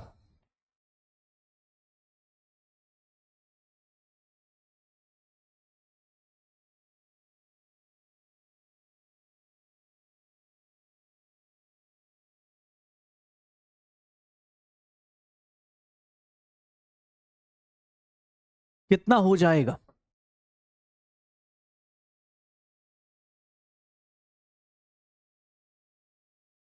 रिएक्शंस लर्न बेटा जो होंगे ना, रिएक्शंस जो लर्न होंगे वो टाइम के साथ, जैसे किसी का कंबशन करते हो, मेटल का कंबशन करोगे तो मेटल ऑक्साइड बनता है, हाइड्रोकार्बन का कंबशन करोगे तो CO2+H2O बनता है। तो ये रिएक्शंस अगर आपको नहीं है तो कहीं लिख लिया कीजिए, लिख लिया कीजिए कि भाई मेटल का कंबशन से उसका मेटल ऑक्साइड बनेगा, कार्बन जैसे हाइड्रोकार्बन की कंबशन करोगे तो CO2+H2O बनेगा। तो बनाओ अपने पास, मेटल नॉन मेटल ऐसे जनरली ऑक्साइड ही बनाते हैं, ठीक है। अब देख लो, यहां पर मैं फिर से वो 2 लाइन लिखता हूं, ये सुनहरे 2 लाइन लिख दिए जाएं। फॉर कंप्लीट रिएक्शन ऑफ, ध्यान सुनिएगा, complete reaction of 1 gram magnesium की बात करूं तो सर मास ऑफ, यहां पर मास ऑफ O2, मैं अब इतना क्यों लिखने जाऊं, W ऑफ O2 रिक्वायर्ड लिख सकता हूं, कितना हो जाएगा 1 ग्राम के लिए, कितना होगा सर 1 इंटू 32 अपॉन कितना आ जाएगा 48। सर ये कितना हो गया 2/3, 2/3 इज नथिंग 0.66 ग्राम। क्या ये पॉसिबल है? नहीं पॉसिबल है। लिमिटिंग रिएजेंट मेरा मैग्नीशियम नहीं होगा, लिमिटिंग रिएजेंट मैग्नीशियम नहीं होगा। लेकिन अब एक काम करते हैं, उल्टा लिख लेते हैं। For complete reaction of 0.56 gram O2 mass of magnesium required, mass of magnesium कितना रिक्वायर्ड होगा सर, इसके लिए कितना निकालेंगे 0.56 इंटू 0.56 इंटू 48 डिवाइड बाई 32, ये 2 टाइम्स ये 3 टाइम्स, ये कितना हो गया 0.28 इंटू 3, 0.28 इंटू 3 कितना हो गया 484, 0.84 ग्राम। ये पॉसिबल है? हाँ पॉसिबल है। मतलब लिमिटिंग रिएजेंट कौन होगा? O2 होगा। एक्सेस रिएक्टेंट कौन होगा सर? मैग्नीशियम होगा। और मैग्नीशियम अनरिएक्टेड कितना रहेगा? अनरिएक्टेड कितना होगा सर? 1 में से कितना रिएक्ट कर रहा है 0.84, 0.16 ग्राम। सर यही आपका क्वेश्चन था और ये प्रीवियस ईयर का क्वेश्चन है। कौन सा रिएक्टेंट एक्सेस में है? मैग्नीशियम 0.16 ग्राम। निकल जाएगा, श्योर हो? ये कॉन्सेप्ट है भाई। अब ये क्वेश्चंस आपको लगता हो कि अरे सर अब आप, मैं आपके लिए इतना लिख लिख के कर रहा हूं, आपको एग्जाम हॉल में देखो भाई, ये एग्जाम तेजी से जीतने वाला एग्जाम है, तो यहां पर इतना राइटिंग बना बना के मैं लिखूं, इसका कोई लॉजिक नहीं बनता, ठीक है। अब एक और देखो, जिसको करना है उसके लिए बता रहा हूं, जिसको करना है उसके लिए बता रहा हूं। आपको इतना भी लिखने का मन ना करे ना कि सर बड़ी मुश्किल लग रहा है, इतना 2 लाइन कौन लिखे, तो मैं इसका भी शॉर्टकट बता रहा हूं, लेकिन वो तभी बता रहा हूं 4-5-6 क्वेश्चन कराने के बाद, ठीक है। 5-6 क्वेश्चन कराने के बाद सीख लो। हो सकता है एग्जाम हॉल में मन ना करे ये सब लिखने का, तो मैं तुम्हें एक सिंपल सा तरीका बताता हूं। मैं अगर एग्जाम हॉल में बैठूंगा तो मैं इतना सुंदर किसी को दिखाना थोड़ी ना है यार, ठीक है। बाहर आएंगे भले ही बोलेंगे 20 घंटा पढ़ा, 25 घंटा पढ़ा, लेकिन हाँ बाहर थोड़ी, यहाँ एग्जाम हॉल में नहीं करना ये सब काम। ये देख, ये 1 ग्राम दिया था, ये कितना दिया था 0.56 ग्राम। ये मेरा गिवन है। मैं लिखने का स्टाइल ऐसे इसलिए रखता हूं ताकि मुझे ना एग्जाम हॉल में दिक्कत ना आए। ध्यान सुनना कैसे करूंगा। अब मुझे उतना लाइन लिखने का मन नहीं कर रहा, तो मैं क्या करूंगा, एक देख सिंपल सा, इसके लिए मास ऑफ O2 ऐसे लिख, सीधा सीधा, क्यों कहानी बनानी है। इसके लिए मास ऑफ O2 कितना होगा सर 32/48, कितना हो गया 2/3, 0.66। मुझे पता है इसके लिए इतना चाहिए, ये पॉसिबल नहीं है, मतलब ये लिमिटिंग रिएजेंट नहीं होगा। इसके लिए निकालना है, इसके लिए निकाल सर मास ऑफ मैग्नीशियम निकाल, कैसे निकलेगा, सीधा सीधा 0.56 इंटू 48/32, इसकी वैल्यू कितनी आ गई 0.84 ग्राम। सर ये पॉसिबल है, बस हो गया। नहीं लिखने, 2 लाइन नहीं लिखना ना, मन नहीं कर रहा लिखने का, छोड़, तुम क्या लिखेगा, ये देखना भाई ऐसे लिख दे। सर ये पॉसिबल है, मतलब यहां पर अब देख ले, लिमिटिंग रिएजेंट कौन सा पॉसिबल है O2, एक्सेस रिएक्टेंट कौन हो गया मैग्नीशियम, मैग्नीशियम कितना अनरिएक्टेड रहा। तुझे और शॉर्टकट चाहिए ना, ले भाई, इससे ज्यादा शॉर्टकट क्या करेगा अब तो, ले भाई कितना चाहिए शॉर्टकट, लो घूमो एंजॉय करो। इससे ज्यादा आप शॉर्टकट क्या चाहिए? इसके लिए कितना चाहिए, इसके लिए कितना चाहिए, लिखो, कैंसिल करो, ये काट दिया, पॉसिबल नहीं है, ये पॉसिबल है, ये मेरा लिमिटिंग रिएजेंट हो गया, निकाल दीजिए, पक्का हो जाएगा, श्योर है? बस यही तेरा ऑप्शन है। Which reactant is left in excess पूछा, एक बोला लिमिटिंग रिएजेंट, बी ऑप्शन क्यों नहीं होगा? बेटा क्वेश्चन पढ़ो, क्वेश्चन पढ़ना जरूरी है, कभी कभी ना, कभी कभी क्वेश्चन पढ़ना भी जरूरी है, पढ़ लो, पता चल जाएगा बी क्यों नहीं होता।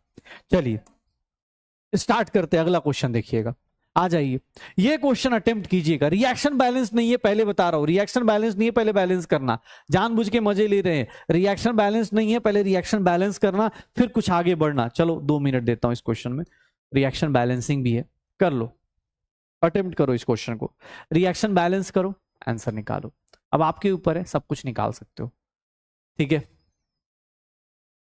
जल्दी, लिमिटिंग रिएजेंट खत्म हो गया भाई, अब सीक्वेंशियल बताना, सीक्वेंशियल ऑलरेडी बता चुका हूं, बस नाम से एक बता देना है कि हाँ भाई, अरे सर सीक्वेंशियल रिएक्शन भी तो बताते हैं सर, कल बता चुका था सीक्वेंशियल। एक पूछ रहा है पॉसिबल है या नहीं, कैसे समझ में आएगा बेटा? 55 मिनट होने को है, 11:55 हो गए, आज तो केबीडी भी नहीं कराया, अब छठे क्वेश्चन के बाद तू पूछ रहा है कैसे पॉसिबल हो रहा है।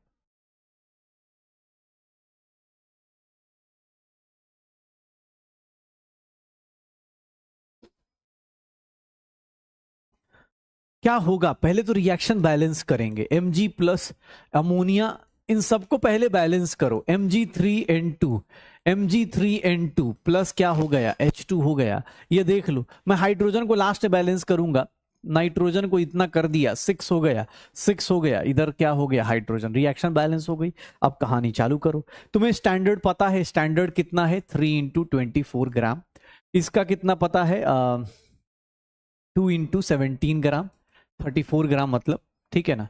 तो एक काम करते हैं ना, इतना क्यों लिख रहे हैं, कैलकुलेशन फास्ट फास्ट करते, ये 72 ग्राम है, ये कितना है, 34 ग्राम है, ये कितना हो गया, 34 ग्राम। मुझसे पूछ रहा है mass of Mg3N2, Mg3N2 72 plus 28 100 हो गया, इसका मास कितना होगा, 100 ग्राम। ये स्टैंडर्ड दिया हुआ है, मुझे गिवन क्या है, एग्जाम हॉल में गिवन क्या है, ये देख लो, 48 ग्राम मैग्नीशियम दिया है और 34 ग्राम क्या दिया गया है, 34 ग्राम क्या दिया गया है, ये दिया गया है, मुझसे पूछा जा रहा है ग्राम बताओ। अब इस क्वेश्चन में एक्सेस रिएक्टेंट नहीं निकालना है, तो मैं क्यों टाइम वेस्ट करूंगा एक्सेस रिएक्टेंट निकालने में? मुझे दिख रहा है कि सर इसके 34 ग्राम कंप्लीशन के लिए इसका कितना चाहिए, 72 ग्राम, सीधा सीधा दिख रहा है कि सर ये कभी लिमिटिंग रिएजेंट नहीं हो सकता, तो यही लिमिटिंग रिएजेंट होगा, यही लिमिटिंग रिएजेंट होगा। कैसे, पढ़ लो कि सर 34 ग्राम के लिए 72 ग्राम चाहिए, 34 ग्राम के लिए 72 ग्राम है ही नहीं, 72 ग्राम सही नहीं, मतलब ये पूरा का पूरा जीरो नहीं हो सकता, यही हो सकता है। और अब इसका मास कैसे निकालूंगा, तो इसका मास शॉर्टकट पता है, 48 × 100, 48 × 100 डिवाइडेड बाई कितना आ गया, 72, 48 × 100 डिवाइड बाई 72, ये देख लो अपने पास, 24 3 ये 24 2 200/3 ग्राम मैग्नीशियम नाइट्रेट, देख लो यही आंसर आ जाएगा। अब रिएक्शन बैलेंस कीजिए, रिएक्शन के ऊपर वर्क कीजिए, क्वेश्चंस कीजिए, देख लीजिए। अब लगता है तो नहीं भैया, अगर आपको लगता है कि नहीं सर हमें तो मतलब हाँ हमें तो बड़ा सा रिएक्शन लिख के करना है, बेटा लिख लिख के करना है, लिख के कर लो, लेकिन जहां पर हो सकता है ना शॉर्टकट भाई यूज कर सकते हो तो कर लो, ये देख लो। अब कोई बोले नहीं सर ऐसे लिख के करते, तो लिख के करो ना, घर पे करना आराम से बैठ के, लेकिन अगर साथ साथ में 7वें 8वें क्वेश्चन तक आते आते अगर आपको लग रहा है तो ट्राई तो कीजिए। मैग्नीशियम कार्बोनेट, मैग्नीशियम पूरा का पूरा रिएक्ट कर जाए तो मास ऑफ अमोनिया कितना रिक्वायर्ड होगा, मास ऑफ अमोनिया कितना रिक्वायर्ड होगा निकाल सकते हैं, ये 48 × 34 डिवाइडेड बाय 72, ये 2 टाइम्स ये 3 टाइम्स 68/3 आ गया, कितना हो जाएगा 22.6 कितना हो गया 266 ग्राम। ये पॉसिबल है, हाँ पॉसिबल है, देख लो पॉसिबल है, तो ये रिएक्शन हो सकती है, यहां से पता चल गया ये लिमिटिंग रिएजेंट है। किसी को लगे नहीं सर आप उल्टा भी करके दिखाइए, तो उल्टा भी करके देख लो। फॉर कंप्लीट रिएक्शन ऑफ 34 ग्राम अगर अमोनिया का पूरा 34 ग्राम रिएक्ट करोगे तो मास ऑफ मैग्नीशियम रिक्वायर्ड बता सकते हो। कैसे निकालेंगे? तो ये देख लो 34 इंटू।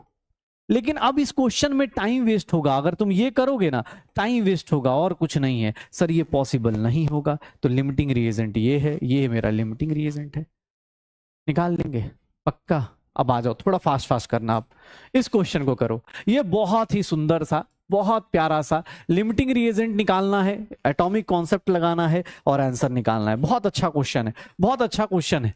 मोल्स दिया है, लिमिटिंग रिएजेंट ऐसे ही निकल सकता है। मोल्स दिया है, लिमिटिंग रिएजेंट ऐसे ही निकल सकता है।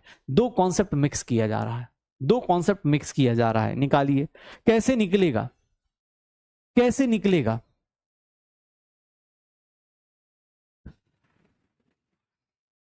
जिनको क्यों नहीं होगा पॉसिबल ना बेटा, जिनको पॉसिबल नहीं समझ में आ रहा, पीछे जाके ना वीडियो पीछे कर लो, कमजोरी पता करो अपनी, क्यों पॉसिबल नहीं हो रहा है। ठीक है, 8 क्वेश्चन के बाद अगर पूछ रहे हो ना तो इसमें हमारी गलती है, पॉसिबल क्यों नहीं होगा। शर्म नाम की चीज नहीं आती, मतलब बस पैसे दिए हैं चले आए हैं कि हाँ भाई। कहाँ थे अभी तक? अभी क्लास में कर क्या रहे थे? देख रहे थे कि किसका इंस्टा आईडी चल रहा है, किसका नहीं चल रहा है। इंस्टा आईडी बात कर लो, सुमित्रा से पता नहीं कौन कौन आईडी चल रही थी, बात कर लो उससे, रिजल्ट हो जाएगा, अगले साल फिर आना। पॉसिबल है, कैसे पता चल रहा है पॉसिबल है या नहीं है? अब नहीं पता चल रहा बेटा, अब तुम्हारा रिजल्ट हमें पता नहीं चल रहा पॉसिबल है कि नहीं है। तुम देख लो भाई, सब कुछ फ्री में मिलता है, टेंशन मत लेना। हम लोग बच्चे को ना एक बार जो पीडब्ल्यू में आ जाता है उसके साथ सब कुछ फ्री होता है, अगले आने वाला बैच ही फ्री होगा। ज्यादा दिमाग नहीं लगा, कान के बीच में से कौन सोचता है, आदमी कहीं और से दिमाग अलग लगा रहा होता है। पॉसिबल कहां से होगा, सोचो। ये गिवन है सर, लिमिटिंग रिएजेंट सीधा सीधा दिख रहा है। कैसे सर? इसका 3 मोल्स है, इसका 2 मोल्स है, आपको पता चल रहा है 12/3 लिमिटिंग रिएजेंट का शॉर्टकट, 12/3 4, 12/2 6। लिमिटिंग रिएजेंट कौन आ गया? ए आ गया। लिमिटिंग रिएजेंट कौन आ गया? ए आ गया। लिमिटिंग रिएजेंट क्या आ जाएगा? ए आ जाएगा।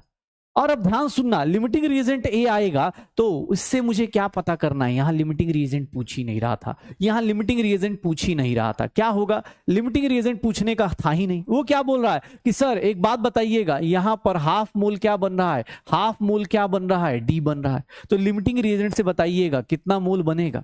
डी के मोल्स कितने बनेंगे? मोल्स ऑफ डी कितना प्रोड्यूस होगा? मोल्स ऑफ डी कितना प्रोड्यूस होगा? मोल्स ऑफ डी प्रोड्यूस्ड कितना होगा? देख लो, डी के कितने मोल्स प्रोड्यूस होंगे? 12 इंटू 1/2 डिवाइडेड बाई 3 कितना हो गया? 6/3। कितने मोल्स प्रोड्यूस होंगे? 2 मोल प्रोड्यूस होंगे। डी के 2 मोल्स प्रोड्यूस होंगे।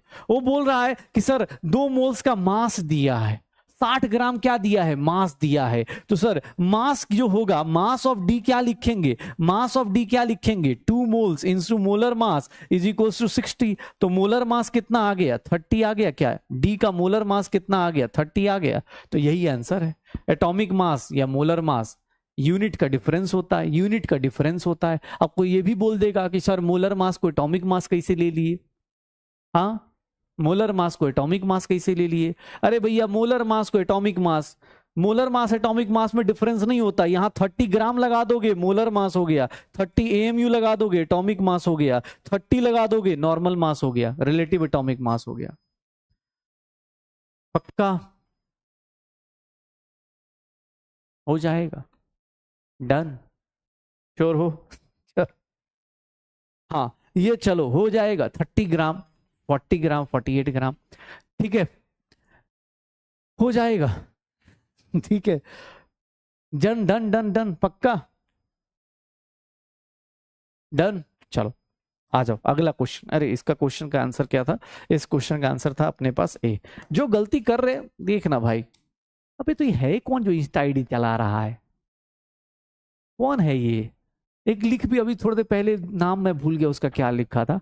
एक लिखा था कि तुम अपना इंस्टा आईडी दो, हाँ बात करते सर अच्छा नहीं पढ़ा रहे। भाई सलाम है तुझे यार। हम मतलब यार तुझे पता है 6,000 रुपये देगा ना तो किसी, बहुत सारे ऐप ऐसे हैं जहां पर मतलब सोच भी नहीं सकता। यहाँ तो शक्ल पता भी नहीं चला, जैसे तू बात कर रहा है ना, सुनीता उनीता जो भी तू नाम लिख रहा है, हो सकता है सुमित हो, नाम चेंज करके बैठा हो। यहाँ तेरा हो सकता है भाई बहुत बड़ा वाला मतलब फेलियर हो जाएगा। बेटर है एक अच्छा ऐप आता है आजकल, मतलब 4-5 ऐप ऐसे हैं ना जहाँ पर मतलब 200-400 रुपये में जो तू चाह रहा है ना इंस्टा आईडी में सब कुछ मिल जाएगा, उसमें फोटो वोटो सब दिखती है, बस पैसे वैसे उसमें अच्छे से कटता भी बहुत अच्छे से है। हाँ उधर भी सुमिति होता है, सुमिता का नाम से पैसे मांग लेगा 2-4 हज़ार रुपये, हो गया, रिचार्ज करवाते रहना। ठीक है, यहाँ क्या लगा पड़ा है, 55 मिनट हो गए यार, 50 मिनट हो गए, दिमाग में कुछ, इतना बेकार स्पैमर है क्या तू, या मतलब लड़की के पीछे इतना पागल है कि 1 घंटा ये सब चीज झेल रहा है, कैसी बात कर रहा है। अभी एक काम करना, यूट्यूब पे जा, तुझे फ्री का बता देता हूँ उपाय तेरे लिए। यूट्यूब पे जा, कहीं सैड सॉन्ग चल रहे होंगे, कहीं रोमांटिक सॉन्ग चल रहे होंगे लाइव, वहां पर भी तेरे जैसे लोग मिल जाएंगे, वहां जाके मांग ले इंस्टा आईडी यार, फ्री का मिल जाएगा। 6,000 रुपये दे के पीडब्ल्यू में आके और तू ये मांग रहा है, एकदम मतलब दिमाग से पैदल हो, दिमाग ही नहीं लग पा रहा, मंद बुद्धि हो गए हो, स्पैमर हो। हाँ कुछ दिमाग लगाओ, हमने कब मना किया, जिंदगी में सब कुछ करना चाहिए, करो, तुम ये भी काम करो। तुम्हें लगता है कि हाँ यहाँ कुछ सब पढ़ने वाले बच्चे बैठे हैं, तुम फालतू का लगे पड़े हो, कुछ हो कुछ नहीं रहा, वो देख कुछ नहीं रही है, जो पढ़ने वाले वो देख भी नहीं रही है, ना देख भी नहीं रहा, लड़का भी हो चाहे लड़की हो। मुझे दिख रहा है तुम्हारी करतूत, अब मैं ये सोच रहा हूँ, मैं जब पीछे मुड़ रहा हूँ तो मैं सोच रहा हूँ भाई क्या चल रहा है यार, जब भी पीछे घूमो देखो तो पता चल रहा है ये चल रहा है। इंस्टा आईडी दे दो, तुम कहाँ से हो, तुम किधर से हो, क्या है तुझे 6,000 रुपये सोच रहे तेरे कहाँ जा रहे, मतलब 5,000 जो भी 4-5 हज़ार का तो है ही ना बैच, कहाँ जा रहे यार, 400 रुपये महीना तू सोच रहा है इस चीज पे वेस्ट कर रहा है। और तू अगर ये मन में ख्वाब लेके बैठा है, या लड़का या लड़की हो, तुम्हें अगर लगता हो कि यहाँ जो लड़का बात करेगा इंस्टा आईडी पे, इंस्टा आईडी जो देगा अगले साल डॉक्टर बन जाएगा, तो मैं उसके साथ साथ फ्री का गर्लफ्रेंड फ्री का बॉयफ्रेंड बन जाऊं, बहुत बड़ा तुम्हारा मतलब कट रहा है, समझ में नहीं आ रहा। जो पढ़ने वाला है ना साइलेंट बैठा होता है, वो हंस रहा है बस। ठीक है, तुम्हें ये सबसे गलत फहमी है, पढ़ने वाला जल्दी कमेंट ही नहीं करता, उसको चैट सेक्शन ऑफ ही रखता है, उसको पता है क्या करना है। ठीक है इंस्टा आईडी दे दो, मैं अपना दे देता हूँ, हाँ 2-4 हज़ार मुझे भेज दियो, स्कैनर दे दूंगा ज्यादा पैसे हो तो उड़ा सकता है भाई, गरीब आदमी को उड़ा सकता है, कोई दिक्कत नहीं, बोलना सर ये लो सर, जाओ जी लो अपनी जिंदगी। चलो ये निकालो, ये रिएक्शन जानबूझ के इस तरह से दी गई है ताकि थोड़ा गंदा कैलकुलेशन है, यहाँ शॉर्टकट आपको कैलकुलेशन बस करवाना चाह रहा हूं और कुछ भी नहीं है। इस क्वेश्चन को देखिए और कैलकुलेशन कीजिए, इस क्वेश्चन को देखो और कैलकुलेशन करो। ठीक है, इस क्वेश्चन को सिर्फ कैलकुलेशन के लिए यूज करना है और किसी चीज के लिए नहीं। लिमिटिंग रिएजेंट भाई कैलकुलेशन के लिए टाइम दिया मैंने तुम्हें, आराम से कैलकुलेशन कर लो, ऐसे मल्टीपल है 18 ग्राम का, लेकिन फिर भी तुम्हें कैलकुलेशन के लिए थोड़ा टाइम दिया है। ये ग्राम है, सेंटीमीटर नहीं है। ठीक है जल्दी,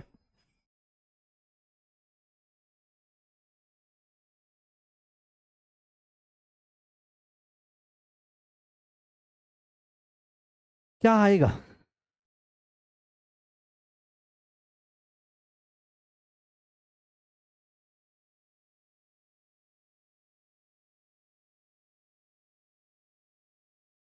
क्या होगा, जल्दी क्या होगा।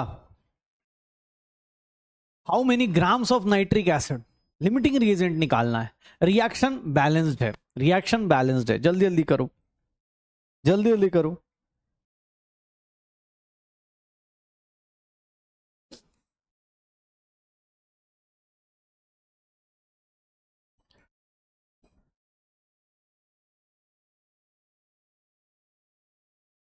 HNO3 का मास निकालना है, तो मैं एक काम करता हूं, HNO3 का मास कितना आ जाएगा, इसका मास कैलकुलेट करोगे 1 प्लस 14 15 और 48 63 ग्राम आ जाता है।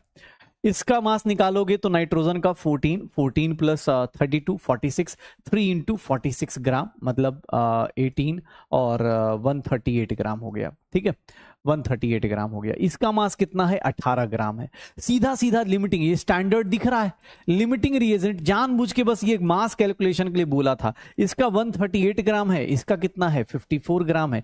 तुम्हें एग्जाम हॉल में लिमिटिंग रिएजेंट ऐसे ही दिख जाएगा, ऐसे ही दिख जाएगा लिमिटिंग रिएजेंट, बस डराने के लिए है ये सब। लिमिटिंग रिएजेंट सीधा सीधा दिख गया कि सर ये रिएक्ट कर जाएगा कंप्लीटली, क्यों, क्योंकि सर इसमें से 138 के लिए 18 ग्राम चाहिए, 138 के लिए 18 ग्राम निकाल लोगे। सर एक्सेस रिएक्टेंट कौन कौन हो गया, एक्सेस रिएक्टेंट कौन हो गया, वाटर हो गया। कितना वाटर अनरिएक्टेड रहेगा वो भी गेस कर सकते हैं। कैसे सर, 54 में से कितना चला जाएगा, 18, कितना बचेगा 36 ग्राम। कैसे, 138 के लिए 18 चाहिए, निकाल दो। इसका मास निकालना है तो मास ऑफ HNO3 कितना आ जाएगा, मास ऑफ HNO3 कितना आ जाएगा, 138 इंटू 2 इंटू 63 डिवाइडेड बाई, ऐसे क्यों ही कर रहा हूं मैं, 138, ठीक है। तो ये कितना हो जाएगा, 126 ग्राम हो जाएगा, 126 ग्राम आ जाएगा। कितना आंसर आ जाएगा, 126 ग्राम आंसर आ जाएगा।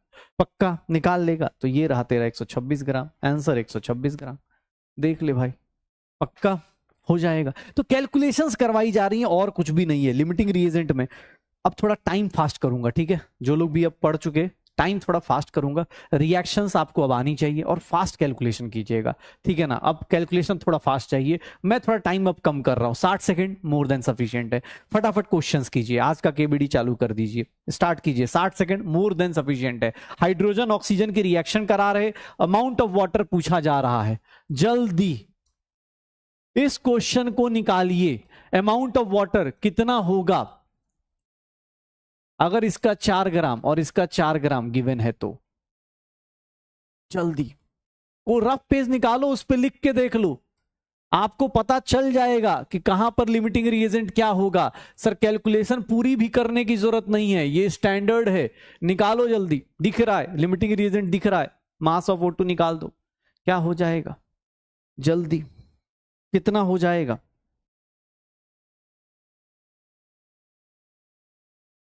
कितना हो जाएगा।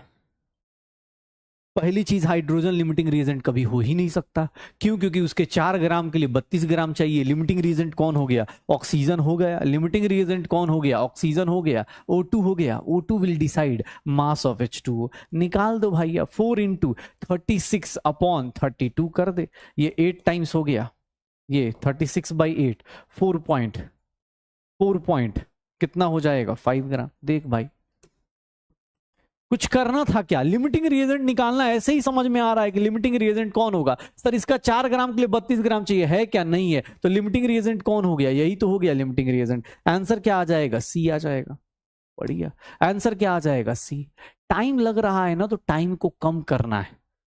कैसे कम, अरे थोड़ा स्मार्टली सोचना, तुझे ये स्टैंडर्ड दिख रहा है, 4 ग्राम के लिए 32 ग्राम चाहिए, ये तो पता है ना, ये तो हम 2-3 दिन से कर रहे हैं। आंसर निकाल, ये ले अगला क्वेश्चन। यहां कैलकुलेशन थोड़ी गंदी तो नहीं बोलूंगा, थोड़ा है, मतलब रिएक्शन एक्चुअली बैलेंस भी नहीं है। एक्चुअली दिक्कत ये रिएक्शन बैलेंस नहीं है, थोड़ा टाइम ज्यादा देता हूँ, ये रिएक्शन बैलेंस करने में थोड़ा टाइम चाहिए। चलो इस क्वेश्चन को रिएक्शन बैलेंस करने का टाइम चाहिए, रिएक्शन अच्छी बैलेंसिंग वाला है।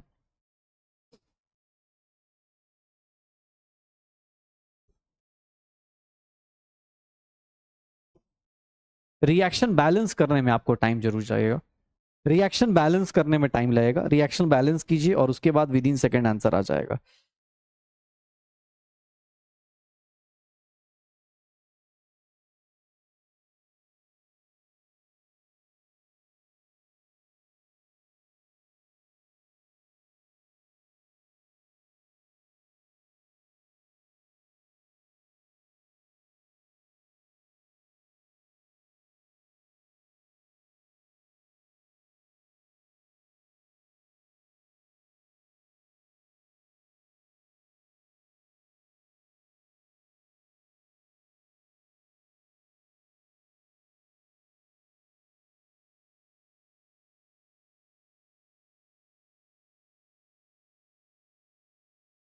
क्या होगा अगर कभी इस रिएक्शन को भूल जाओ ना, तो मतलब ऐसे बस शॉर्टकट बताए तो इसको बैलेंस करने का ये तरीका होता है। 2 3 6 हो गया, आंसर आ जाएगा 2 3 6, 2 3 6, ऐसे याद रखना। अगर बाई द बैलेंसिंग भूल जा रहे हो तो इस रिएक्शन को याद रखना बहुत रेयर है कि आएगा, लेकिन हाँ 2 3 6 आ जाएगा। देख लो, वेनेडियम बैलेंस हो गया, ऑक्सीजन देखोगे 9 + 2 11, इधर 6 + 11, आयरन 6, ऑक्सीजन, सब कुछ बैलेंस्ड हो गया। अब यहां पर देख लो क्या होगा। सर वेनेडियम का मास 51 दिया हुआ है, 51 + 32, 51 + 32 कितना आ जाएगा, 51 + 32 83, तो 2 इंटू 83 ग्राम। इसका मास कितना होगा, 3 इंटू आयरन कितना हो गया, 56 112 प्लस 48 160, 160 मतलब 480 ग्राम, 480 ग्राम। और यहां पर कितना आ गया, 186 ग्राम, 168 166 ग्राम रिएक्ट कर रहा है। क्या निकाल रहा है? इसका मास निकालना है, तो 6 इंटू आयरन कितना, 56 प्लस 32, 56 प्लस 32 कितना हो जाएगा, 6 इंटू 56 इंटू प्लस 32, 88 हो गया ना। ठीक है, ये हो गया। निकालना क्या है, ये देखो, ये दिया हुआ है 6.7 ग्राम वेनेडियम ऑक्साइड और ये कितना दिया है, 4.8 ग्राम। ये गिवन था मेरा, ये मेरा गिवन था। मैं अब यहां पर शॉर्टकट यूज कर लेता हूं। देखना अपने पास मास ऑफ वेनेडियम ऑक्साइड कितना आ जाएगा। सर इसको 100 से डिवाइड किया, तो इसको 100 से डिवाइड कर दूं, 100 से डिवाइड कर दूं, 1.66 ग्राम आ जाएगा। यही आएगा ना। स्टैंडर्ड याद है कैसे निकालते थे? इसको 100 से डिवाइड किया तो इसको भी 100 से डिवाइड कर दूं। क्या ये मेरा लिमिटिंग रिएजेंट होगा? यही मेरा लिमिटिंग रिएजेंट होगा, क्योंकि ये कंप्लीटली फिनिश होगा। तो वेनेडियम ऑक्साइड कितना खत्म होगा, 1.66 ग्राम। तो इससे मेरा आयरन ऑक्साइड का मास आ जाएगा, कितना आ जाएगा, निकाल के देख लो, 4.8 into 6 into 88 divided by 480। Sir ऐसे सीधा सीधा दिख रहा है, ये 100 हो गया और ये कितना हो जाएगा, 48 6 48, 48 और प्लस 4, 528 डिवाइड बाई 100, 5.28 ग्राम। कितना आ जाएगा, 5 पॉइंट, अबे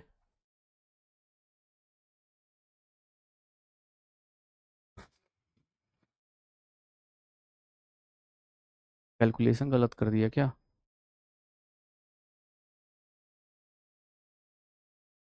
8 6 48, क्या गड़बड़ कर दिया, गड़बड़ क्या कर दिया?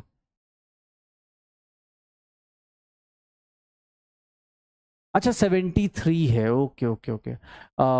56 प्लस, अच्छा 16, okay okay okay okay okay okay, 56 plus 16 ना 72, ओके ओके, ठीक है ठीक है ठीक है ठीक है ठीक है, done done done done done done. अरे ठीक है भाई, इंसान ही हूँ मैं भी। हाँ, कितना हो गया, 12 और 42, 43 डिवाइड बाई 100, 4.32, 4.32 ग्राम आ गया। कितना, अबे अब तो आ गया, हाँ 4.32। ठीक है, आंसर आ जाए। हाँ हाँ ठीक है ठीक है ठीक है। हाँ हाँ, अरे कोई दिक्कत नहीं यार, गड़बड़ हो गया। वीओ का मास कितना आ रहा है, वीओ का मास कितना आएगा? अरे वेनेडियम ऑक्साइड का 51 प्लस 32। अरे यार क्या किया मैंने,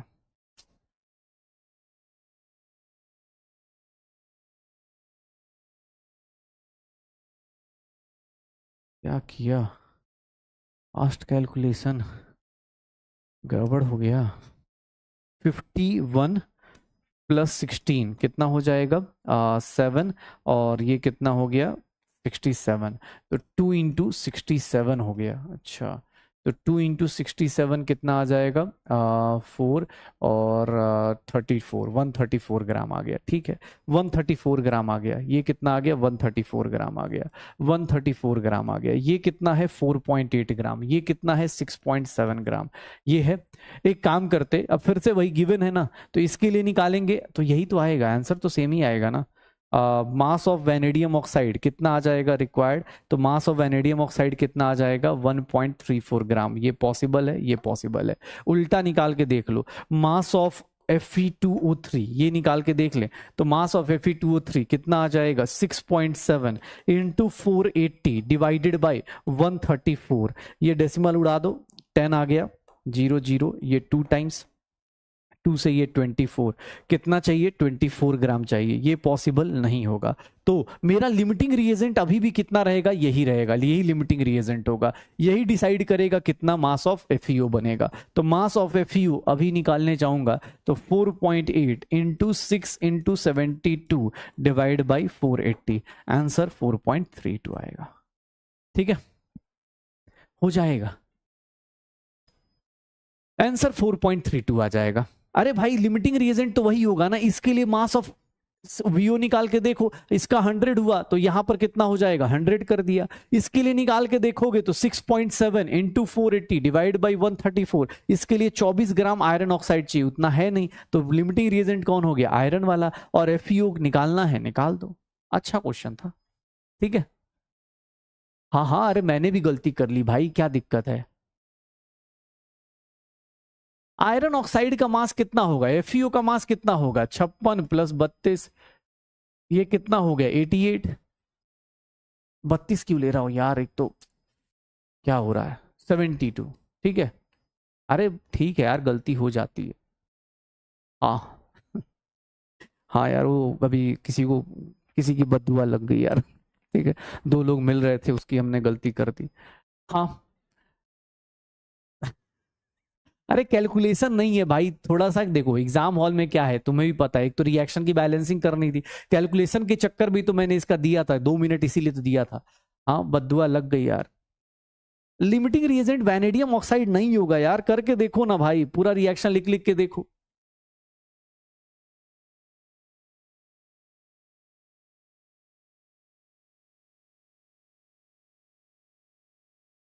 यार देख लो यार, दो दिल मिल रहे थे, चुपके चुपके हमने उसमें उंगली करी यार, बददुआ लग गई। यार देखो, मैं जो लोग भी मिल रहे थे, जो भी सुमिता सुनीता जो भी था, या सुमित अमित जो भी थे, देखो तुम्हें बताता हूँ, मेरी क्लास में तुम्हें यहाँ पे आओ, पहले शुरुआत में ही मैसेज कर लो कि जो भी दोस्त बनना चाहते हैं, कोई भी फ्रेंड बनना चाहते हैं, सर की ना, सर की पिछली वाली क्लास में जाके आके बात कर लो। देखो तुम्हें इसमें भी दिमाग लगाना है, बुरा मत मानना, तुम्हारे लिए भी हम लोग हैं यार, ऐसा नहीं है, चैट का ऑप्शन इसलिए तो रखा है हमने। तो तुम पिछली क्लास में बोल दो कि यार मूल कॉन्सेप्ट की पहली क्लास में जाके बात कर लो, नंबर बात कर लो, नंबर दे लो, जो करना है कर लो, कोई दिक्कत नहीं यार, हम नहीं चाहते तुम्हारे मतलब घर ना बसे, हम भी चाहते तुम्हारा घर बसे, अच्छे से बसे। ठीक है, लेकिन हाँ, कुछ लोगों को कॉलेज में जाके बसाना है, कुछ लोगों को ही बसाना है, जैसी मर्जी। हाँ, बस बुरा मत मानना, ठीक है ना, देख रहे हो बददुआ लग गई यार, 32 में काउंट कर रहा हूँ, ऐसे आंसर। हाँ, हमारे बच्चों के ऊपर भी बददुआ लग गई। चलो, अबे ऐसा कुछ नहीं था, बैलेंसिंग थी और कुछ नहीं था, बैलेंसिंग करनी थी और इसके ऊपर वर्क करना था। कितना आंसर आएगा इसमें, गलत हुए होंगे लेकिन चलो देखते हैं। बाप रे, बी इज द बाप, बी बहुत लोगों का आ गया आंसर। नहीं नहीं नहीं नहीं, गलत आ गया। ठीक है, चलो, ये तो आसानी से निकाल दोगे, ये वाला तो अब आसान है, ये तो ऐसे ही निकाल दोगे यार, देख लेना। चलो निकालो, क्या आएगा आंसर, क्या आएगा आंसर, इसको तो 60 सेकंड बहुत है, इसके लिए 60 सेकंड बहुत है, इस क्वेश्चन को करने के लिए 60 सेकंड बहुत है। इसका 4 ग्राम है, इसका 32 ग्राम है, और वाटर कितना बनेगा, 36 ग्राम बनेगा। क्या दिया हुआ है, 8 ग्राम गिवन है, और ये कितना दिया है, 32 ग्राम, ये गिवन है, ये गिवन है, गिवन देख के ही पता चल जाएगा, कोई कैलकुलेशन नहीं करनी है, कोई कैलकुलेशन नहीं करनी है, लिमिटिंग रिएजेंट ऐसे ही निकाल दो। ठीक है, कोफिशिएंट अगर अपने पास, कोफिशिएंट ऑब्वियस है ना, बैलेंसिंग करके निकालेंगे। नहीं है भाई, एक बार प्लीज अपने पास कैलकुलेशन करो ना यार।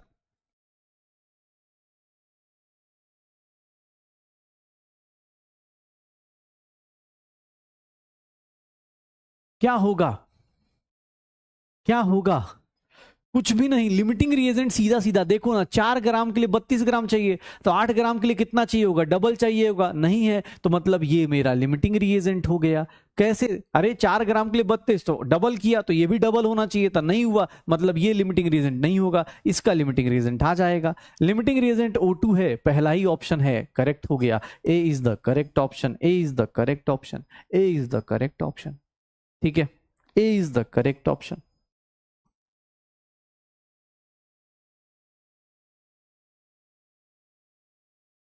वेरी गुड, चलो जल्दी बताओ। चाहे रुको यार, ये कैलकुलेशन वाला क्वेश्चन घर पे करते रहना, ये क्वेश्चन करो, अच्छा क्वेश्चन है। कैलकुलेशन वाला क्वेश्चन नहीं, घर पे कर लेना, ये देखो, ये अच्छा क्वेश्चन है, घर पे कैलकुलेटर यूज करके करते चले जाइएगा, कोई दिक्कत नहीं। लिमिटिंग रिएजेंट बताना है, इक्वल वॉल्यूम है, मान लो इक्वल वॉल्यूम दिया है, सर यहां पर इक्वल वॉल्यूम एक्स लीटर और एक्स लीटर मैंने आपको गिवन दे दिया, एक्स लीटर और एक्स लीटर गिवन दे दिया, आपको पता है 22.4 लीटर, 3 × 22.4 लीटर, बताएंगे लिमिटिंग रिएजेंट कौन होगा, लिमिटिंग रिएजेंट कौन होगा, इसका लिमिटिंग रिएजेंट कौन होगा, कैसे निकालेंगे, क्या होगा, निकालो, आंसर निकालो, क्या आ जाएगा।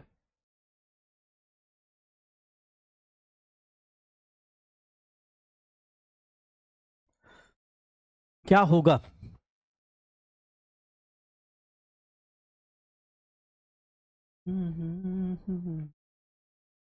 लिमिटिंग रिएजेंट कौन होगा, इसके 1 लीटर मतलब इसका ट्रिपल चाहिए वॉल्यूम हाइड्रोजन का, तो x के लिए कितना चाहिए होगा 3x। अगर कोई बोलेगा तो भाई तुझे जो पॉसिबल वाले लोग थे देखना एक बार ऐसे लिख सकता हूं, कंप्लीट रिएक्शन कराना हो, complete reaction of x litre N2, तो वॉल्यूम ऑफ H2 कितना रिक्वायर्ड होगा, वॉल्यूम ऑफ H2 कितना रिक्वायर्ड होगा निकाल सकते हो। सर x के लिए कितना होगा, x into 3 into 22.4 divide by कितना हो जाएगा 22.4, कितना वॉल्यूम होगा 3x लीटर चाहिए। क्या इतना वॉल्यूम दिया है, क्या नहीं दिया है, मतलब सर N2 लिमिटिंग रिएजेंट नहीं है। सर क्या हो जाएगा, उल्टा लिख के देख लो, अगर कंप्लीट रिएक्शन किसका करा दोगे x लीटर ऑफ H2, ये पॉसिबल नहीं, पॉसिबल वाले एक बार देख लो ना, x लीटर अगर पूरा का पूरा रिएक्ट कराओगे उसका वॉल्यूम कितना चाहिए 3x, नहीं पॉसिबल है। सर यहां पर वॉल्यूम ऑफ N2 कितना रिक्वायर्ड होगा, तो N2 रिक्वायर्ड निकालने जाओगे तो N2 required x into 22.4 divided by 3 into 22.4, कितना वॉल्यूम आ जाएगा x बाई 3 लीटर। तो सर ये पॉसिबल होगा। लिमिटिंग रिएजेंट कौन होगा, हाइड्रोजन हो जाएगा। लिमिटिंग रिएजेंट कौन होगा, हाइड्रोजन हो जाएगा। आंसर क्या आ जाएगा, A is the correct answer, A is the correct answer, पक्का हो जाएगा। अमोनिया कैसे होगा यार, अमोनिया कैसे बना दिया तुम लोगों ने, अमोनिया कैसे बना दे रहे हो जाएगा। चलो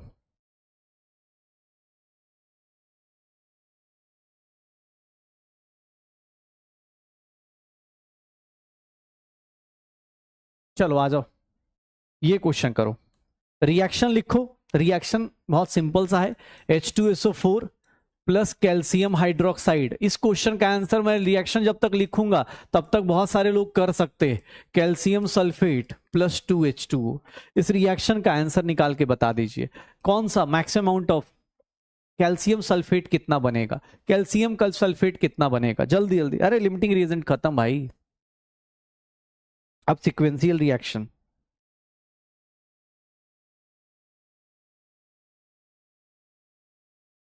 क्या होगा ये देख लो, कितना हो जाएगा। सर 1 मोल से 1 मोल, स्टोइकोमेट्रिक कोफिशिएंट पता है। लिमिटिंग रिएजेंट कौन हो जाएगा, कैल्शियम हाइड्रोक्साइड हो जाएगा, यही होगा 0.2 मोल, इसका कितना 0.5 मोल। लिमिटिंग रिएजेंट कौन हो गया, यही होगा, डिवाइड बाय दिस कर लो, ये डिसाइड करेगा 1 मोल से ये कितना बन रहा है 1 मोल, तो 0.2 मोल से कितना बनेगा 0.2 मोल। देख रहे हो कितना डिफिकल्ट क्वेश्चन आ रहा है, कितना डिफिकल्ट क्वेश्चन आ रहा है। तो अब लिमिटिंग रिएजेंट आप लोग कर सकते हैं, आंसर्स निकाल सकते हैं, बहुत बढ़िया। तो चलिए अब थोड़ा आगे चलते हैं। लिमिटिंग रिएजेंट के बाद एक क्वेश्चन डिमांड में था कि सर 3 लोग अगर होंगे, 3 लोग होंगे तो लिमिटिंग रिएजेंट कैसे निकालेंगे, निकाल दीजिए।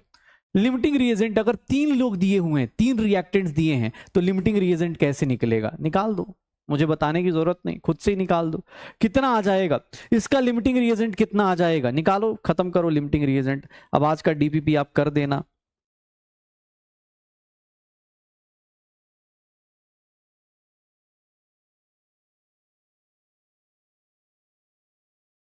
स्टोइकोमेट्री फिनिश हो गई है। क्या होगा सर, ए के बारे में देख लो, 15/7 करोगे, 15/7 2.1 आ जाएगा। बी को देखोगे 26/13, sir number of moles divide by stoichiometric coefficient कर दो। सी की बात करोगे 30.5 डिवाइड बाय 15, 2.03 आ जाएगा। सबसे बड़ा, सबसे सबसे छोटा नंबर कौन सा है, सबसे छोटा नंबर कौन सा है, बी है। सबसे छोटा नंबर कौन सा हो जाएगा, बी आ जाएगा। सबसे छोटा नंबर कौन सा आ जाएगा, बी आ जाएगा। कितना आ जाएगा, सबसे छोटा नंबर बी आ जाएगा। भाई साहब सबसे छोटा नंबर कौन सा है, 2.12 और 2.03 में सबसे छोटा नंबर कौन सा है, यही तो है। तो बस यही लिमिटिंग रिएजेंट अपना हो जाएगा। श्योर हो। चलो बाकी क्वेश्चंस जो अभी बचे हुए कल भी कर लेंगे, लेकिन हाँ अब हम लोग लिमिटिंग रिएजेंट खत्म करते हैं, ठीक है। अब स्टोइकोमेट्री में ये चीजें फिनिश हो चुकी हैं। एक छोटी सी चीज, सीक्वेंशियल रिएक्शन याद रखिएगा। सीक्वेंशियल रिएक्शन में ऐसे तो मैं बता चुका हूं, लेकिन सीक्वेंशियल रिएक्शन किसको बोलते हैं, सीक्वेंशियल रिएक्शन होता है कि सर जब क्या हो जाए कि sir when product of one reactant is used as reactant of one reaction, product of one reaction is used as reactant of second reaction and so on. इसी को हम लोग क्या बोल देते हैं, सिक्वेंशियल रिएक्शन। मतलब जब एक बंदे का प्रोडक्ट दूसरे बंदे से क्या होना शुरू हो जाए, ध्यान सुनना, एक बंदे का रिएक्शन, एक बंदे का एक रिएक्टेंट, एक रिएक्शन का प्रोडक्ट दूसरे बंदे का रिएक्टेंट हो जाए, वही आगे बढ़ता चला जाए, उसी को क्या बोलते हैं, सिक्वेंशियल रिएक्शन। जैसे ये है सल्फर प्लस O2 क्या बनाएगा, SO2 बनाएगा। SO2 2SO2 प्लस O2 क्या बना देगा, SO3 बना देगा। और SO3 प्लस वाटर ये क्या बना देता है, H2SO4 बना देता है। अब ये क्या है सर, ये रिएक्शन स्टेप 1 कहलाएगी, ये स्टेप 2 होगा और ये स्टेप 3 हो जाएगा। 3 स्टेप में ये रिएक्शन होगी। मैं तुमसे कुछ भी क्वेश्चन पूछ लूं, अगर मैं बोल दूं, ध्यान सुनना, अगर मैं इस क्वेश्चन में बोल दूं ये सीक्वेंशियल रिएक्शन है, अलग अलग स्टेप्स है, अलग अलग तरीके से बन रहा है, अगर मैं ये रिएक्शन दे दूं और बोल दूं कि भैया बताना calculate the number of moles of H2SO4 produced when 5 mole of, या 10 मोल ले लेते हैं, 10 moles of sulphur is burned completely. अब मैं तुमसे ये क्वेश्चन पूछ लूं कि भैया बताओ इसके 10 मोल रिएक्शन कराए, अगर सल्फर के 10 मोल रिएक्शन कराए, ध्यान सुनना अपने पास, सल्फर के 10 मोल रिएक्शन कराए तो H2SO4 कितना बनेगा, सल्फर के रिएक्शन से ये कितना बनेगा, बताओ। अब चालू हो जाओ, 1 मोल से ये कितना बनता है, 1 मोल, तो 10 मोल से कितना बनेगा भैया। अब इस क्वेश्चन में कुछ डाउट लग रहा है क्या, निकाल सकते हैं। इस रिएक्शन का जो प्रोडक्ट होगा वो इस रिएक्शन का रिएक्टेंट होगा। इसके 2 मोल से इसके कितने बनते हैं, 2 मोल, तो इसके 10 मोल से इसके कितने बन जाएंगे सर, यहां पर 10 मोल बन जाएंगे। इसके देखिएगा 1 मोल से इसके कितने बन रहे हैं, 1 मोल, तो इसके 10 मोल से इसके 10 मोल से इसके कितने बन जाएंगे, 10 मोल्स। इसी को बोलते हैं सीक्वेंशियल रिएक्शन, इसी को बोलते हैं सीक्वेंशियल रिएक्शन, इसी को क्या बोलते हैं, सीक्वेंशियल रिएक्शन। बनाते चले जाओ, इसी को बोलते हैं भाई। देख लो कितना डिफिकल्ट रिएक्शन है। अगर 2-3 रिएक्शंस आपस में मिक्स हो रही हैं तो कोई फर्क नहीं पड़ रहा भाई साहब। आपको कोई रिएक्शन ऐसा दे दे, सीक्वेंशियल रिएक्शन दे दिया जाए, तो कुछ डरने का थोड़ी ना है भाई, अपने हिसाब से सोच लो। अगर मैं तुमसे ये लिख दूं, ये देख लो,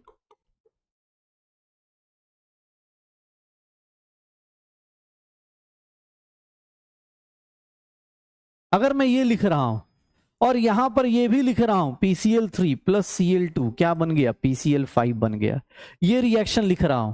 मुझसे कोई पूछ दे कि इफ 10 मोल्स ऑफ, या 10 ना 20 ले लेता हूं, 10 तो बहुत हो गया, if 20 moles of phosphorus is reacted with Cl2, what will be the moles of PCl5 produced। PCl5 का मोल्स बताओ कितना प्रोड्यूस होगा। अगर इसके 20 मोल लिए, फास्फोरस के अगर 20 मोल्स लिए, फास्फोरस के अगर 20 मोल्स लिए, अरे भाई कोई बोल रहा है सर सेकंड स्टेप में 20 मोल बनेगा, भैया बहुत प्राउड फील हो रहा है हमें, ये तुम स्पैमर ही बन जाओ। सेकंड रिएक्शन में कैसे 20 मोल बनेगा, 2 मोल से 2 मोल तो 10 मोल से क्या बनेगा, 10 ही मोल। सर 2 मोल से 2 मोल तो 10 मोल से कितना बनेगा, 10 मोल। 1 मोल से 1 मोल तो 10 मोल से कितना बनेगा, 10 मोल। कैसी बातें करते हो यार। ये देख लो यहां 2 मोल है, यहां पर कितना प्रोड्यूस हो रहा है, 2 मोल, तो इसके 20 मोल हुए, डबल 10 टाइम्स किया तो ये भी कितना हो जाएगा, 10 टाइम्स हो जाएगा। पहला रिएक्शन खत्म, 20 मोल PCl3 आ गया। सर 1 मोल से ये कितना बन रहा है, 1 मोल, तो 20 मोल दिया है PCl3 का, तो 20 मोल से ये कितना बन जाएगा, 20 मोल्स बन जाएगा। आंसर कितना आ जाएगा, 20 मोल्स। पक्का सोचिएगा, सीक्वेंशियल रिएक्शन बस यही है। 5 टाइप की स्टोइकोमेट्री पढ़नी थी, 5 टाइप की स्टोइकोमेट्री हमने पढ़ ली है। 5 टाइप की स्टोइकोमेट्री पढ़नी थी, 5 टाइप की स्टोइकोमेट्री हमने पढ़ ली है। अब क्योंकि कॉन्सेंट्रेशन टर्म चालू करने वाले हैं तो उससे पहले कुछ बेसिक मैथ्स का जो पोर्शन रह गया है उसको मैं थोड़ा करा देता हूं, फिर कॉन्सेंट्रेशन टर्म चालू कर लेंगे। कोफिशिएंट 2 है ना रोशन भाई, एक बार आराम से सोचो ना, हो जाएगा ना? हाँ, कैसे नहीं होगा? ये 2 मोल से कोफिशिएंट 2 है तो 2 मोल से 2 बन रहा है, तो 10 मोल से कितना बनेगा? तुम करो, एक काम करो, मजे लो, ये लो 10 इंटू 2 डिवाइडेड बाई 2, तुम्हें तब भी 10 ही मोल आएगा। ठीक है, आ जाएगा पक्का। एक बात बताइएगा, एक बात बताइए, चलिए अब तुमसे बहुत हार्ड चीजें थोड़ा सा, क्योंकि अब कॉन्सेंट्रेशन टर्म अभी शुरू हो नहीं सकता, तो एक काम करते हैं, बहुत हार्ड चीज पढ़ लेते हैं जो आपको पता ही नहीं होगा आज तक। कैसी चीजें? ये देखिएगा, एसआई यूनिट्स हम सब लोग जानते हैं। एसआई यूनिट्स में देख रहे हो एनसीईआरटी में इतनी खतरनाक इंग्लिश लिख रखी है, फ्रेंच ले सिस्टम है इंटरनेशनल दे यूनिटे एब्रिएटेड एसआई यूनिट। ठीक है, एसआई यूनिट क्या होता है? भाई लिखना मत भाई, बहुत बेसिक सी चीज है। ठीक है, ये बेसिक सी चीज है। ये देखो एसआई यूनिट क्या होता है कि भैया, एक ऐसे तो पूछता नहीं है लेकिन यार आजकल पता नहीं है, याद रखना एसआई यूनिट। ये पैराग्राफ एनसीईआरटी का इसीलिए उठा के लाया था मैं, क्योंकि मुझे ये बताना था, मीटर कन्वेंशन याद रखिएगा। एसआई यूनिट का जो ट्रीटी थी उसको बोलते हैं मीटर कन्वेंशन भी बोलते हैं, तो कहीं यूज कर ले तो डरिएगा मत, एनसीईआरटी बेस्ड बात है। ठीक है, एनसीईआरटी बेस्ड बात है, सिर्फ ये बताने के लिए कि अगर मैं एसआई यूनिट का जो कन्वेंशन था उसको बोलते हैं मीटर कन्वेंशन। बाकी ये सब याद मत रखिएगा। पेरिस का मतलब आपको ही पता है, कॉलेज जाइए, अच्छा डॉक्टर बनिए, टॉप क्लास डॉक्टर बनिए, फिर पेरिस जाइए। मीटर कन्वेंशन देखने के लिए कहाँ हुआ था? ठीक है, हाँ मीटर कन्वेंशन देखने के लिए, बाकी किसी और चीज के लिए नहीं भाई बोल रहा हूं। पहले पहले आप डॉक्टर बनिए। ठीक है, ये देखो यहां पर एसआई बेसिक यूनिट 7 है, बेसिक यूनिट 7 है, 7 फिजिकल क्वांटिटीज हैं, 7 फिजिकल क्वांटिटीज हैं। कौन कौन सी? तो भैया 7 फिजिकल क्वांटिटीज में जैसे अब लेंथ है, ये सोचो मैं तुम्हें बता रहा हूं, लेंथ हो गया मीटर बोलते हैं, उसका सिंबल एम से होता है। सर मास हो गया, उसका एसआई यूनिट केजी है। टाइम का, टेम्परेचर का, इलेक्ट्रिक करंट का, 7th और last one amount of substance का। तो ये छोटी छोटी बातें आप लोग पढ़ सकते हैं। ठीक है, हाँ छोटी छोटी बात आप लोग पढ़ सकते हैं। ये length metre, mass KG, time second, temperature kelvin, electric current ampere, luminous intensity क्या होती है? कैंडेला। सिंड्रेला वाला गाना सुन रहे होंगे, उसी की छोटी बहन कैंडेला। ठीक है, और लास्ट में मोल। मोल आपको पता ही होगा क्या होता है आपकी जिंदगी में, मोल तो पता ही होता ही है ना। ठीक है, तो याद रखना, याद रखना भाई, यही 5-7 यूनिट है बेसिक। मतलब अब यूनिट डायमेंशन तुम्हें ज्यादा अच्छे से पता होता है फिजिक्स में। मतलब अगर मुझे बोला जाए कि 11th में कोई चीज जो लंबे टाइम तक याद रही हो, कोई यूनिट एंड डायमेंशन करके चैप्टर आता था, एमएलटी वाला। एमएलटी वाला चैप्टर में ये सब खूब आते हैं, temperature, kelvin, electric current, ampere, intensity. तो ये सब चीजें मुझे नहीं लगता कि आपको बहुत ज्यादा जरूरत है। मुझे हाँ कुछ चीजें बतानी थी, क्योंकि मैं कॉन्सेंट्रेशन टर्म कल से शुरू करूंगा, तो उससे पहले कुछ चीजें मुझे बता देनी थी।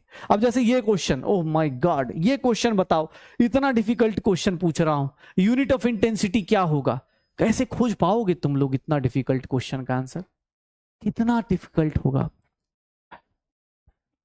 ठीक है, अरे ल्यूमिनस इंटेंसिटी भाई, इंटेंसिटी फिजिक्स में पढ़ लेना, इंटेंसिटी हाँ किसी को जलाने की इंटेंसिटी जो होती है। ठीक है, क्या होगा, क्या हो जाएगा? Cinderella, candela. अबे जल्दी खत्म हो जा भाई, 30 सेकंड भी ज्यादा ही लग रहा है इसमें तो मुझे। कितना हो जाएगा सोच रहे हो? इतना डिफिकल्ट क्वेश्चन। हाँ डन, चलो बढ़िया। ये देख लो अपने पास, ये देख लो। अब इंटेंसिटी एसआई यूनिट्स हो गए। अब एसआई यूनिट में एक दो चीजें और आती है। एसआई यूनिट्स में एक दो चीजें क्या आती हैं? एक जो टेम्परेचर, टेम्परेचर के साथ दिक्कत क्या है? टेम्परेचर देख लो भाई। अब डेफिनेशन टेम्परेचर का, टेम्परेचर की डेफिनेशन, अरे यार हाँ, it is defined as that physical property of a substance which decides the direction of flow of heat. अरे भैया टेम्परेचर क्या होता है? टेम्परेचर डिफरेंस से पता चलता है हीट कहां से कहां फ्लो करेगा। कहानी है, कहानी को जानना है, लेकिन हाँ मुझे कहानी को ये नहीं जानना, मुझे बस टेम्परेचर स्केल जानना है। टेम्परेचर स्केल मुझे पता होना चाहिए, और ऑलमोस्ट सबको ये बेसिक शायद मुझे लगता है 8-9 से पता होता है। टेम्परेचर स्केल 3 है। तीनों स्केल में एक चीज याद रखिएगा, तीनों स्केल में सबसे पहले हम लोग बात करें, सबसे पहला जो स्केल यूज किया गया था वो फ़ारेनहाइट स्केल यूज किया गया था। फ़ारेनहाइट स्केल में याद रखिएगा melting point of water water का मेल्टिंग पॉइंट और बॉइलिंग पॉइंट ऑफ वाटर, ऐसे तो फिजिक्स में आपको मिल जाता है कैसे डिसाइड होता है। इसका होता है 32 डिग्री फ़ारेनहाइट 32 डिग्री, और इसका होता है 212 डिग्री। ये यहां पर बात करेंगे सेल्सियस स्केल में, तो सेल्सियस स्केल का जो स्टार्टिंग पॉइंट होता है वो स्टार्ट होता है 0 डिग्री सेल्सियस से, और ये 100 डिग्री सेल्सियस पे डिफाइंड होता है।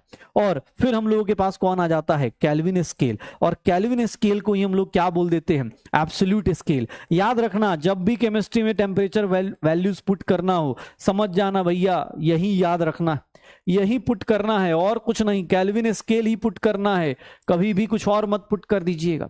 तो ये इनका आपस का रिलेशन कि सर डिग्री सेल्सियस में 273 ऐड करते हैं तो क्या बन जाता है, केल्विन। और अगर अगर आप चाहते हैं कि 9/5 डिग्री सेल्सियस प्लस 32 करेंगे तो डिग्री फ़ारेनहाइट बन जाता है। आपको ये सब कॉन्सेप्ट, ये रिलेशंस याद रखने हैं, ये रिलेशंस याद रखने हैं कि डिग्री सेल्सियस को केल्विन में कैसे कन्वर्ट करते हैं, डिग्री सेल्सियस को फ़ारेनहाइट में कैसे कन्वर्ट करते हैं, डिग्री सेल्सियस को फ़ारेनहाइट में कैसे कन्वर्ट करते हैं। छोटी छोटी चीजें हैं, ऑब्वियस है। अब तो कॉन्सेंट्रेशन टर्म्स अभी नहीं पढ़ रहे ना, थोड़ा छोटा छोटा ये सब फॉर्मेट है, एनसीईआरटी में आपको मिल जाएगा, आप पढ़ लीजिएगा। ऐसे एनसीईआरटी में ही मिल जाएगा, कर सकते हैं, कोई दिक्कत नहीं।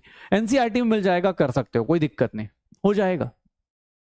हाँ, अब बोल रहा है कि सर पहले परेशान कर दी, लिमिटिंग रीजन अब इजी इजी पढ़ा रहे हैं। अच्छा, डिफिकल्ट पढ़ाना है, डिफिकल्ट बता दूं, चलो ये फॉर्मूला तुम लिख के रख लो, अभी अभी तुमसे डिफिकल्ट चीज करवाता हूँ। हाँ, देख रहे हो, अब लिमिटिंग रीजन पढ़ने के बाद तो ये सब तो इजी लगेगा ही ना भाई, ये सब क्यों नहीं इजी लगेगा। टेम्परेचर, अब ये फ़ारेनहाइट स्केल, जैसे हम लोग बोलते हैं ना हमारा फीवर कितना है, हाँ -32, एक बोल रहा है मेल्टिंग पॉइंट ऑफ वाटर -32। अरे फ़ारेनहाइट की आत्मा निकल के आ जाएगी बाहर भाई, -32 फ़ारेनहाइट बोलेगा तू, मेल्टिंग पॉइंट ऑफ वाटर भाई 32 डिग्री। इसके हिसाब से याद रखना, कभी भी एक चीज, एक लाइन यूज करते हैं ऐसे, चलो वहां बताऊंगा अभी नहीं, एक लाइन यूज करते, इनके बीच का जो गैप है, ये इनके बीच का गैप, इनके टेम्परेचर के बीच का गैप 180 है, यहां पर कितना गैप है 100 का, यहां पर भी कितना गैप है 100 का। तो याद रखिएगा, जब गैप निकालते हैं ना, डिग्री सेल्सियस में चेंज निकालो चाहे केल्विन में चेंज निकालो, एग्जैक्ट सेम आता है।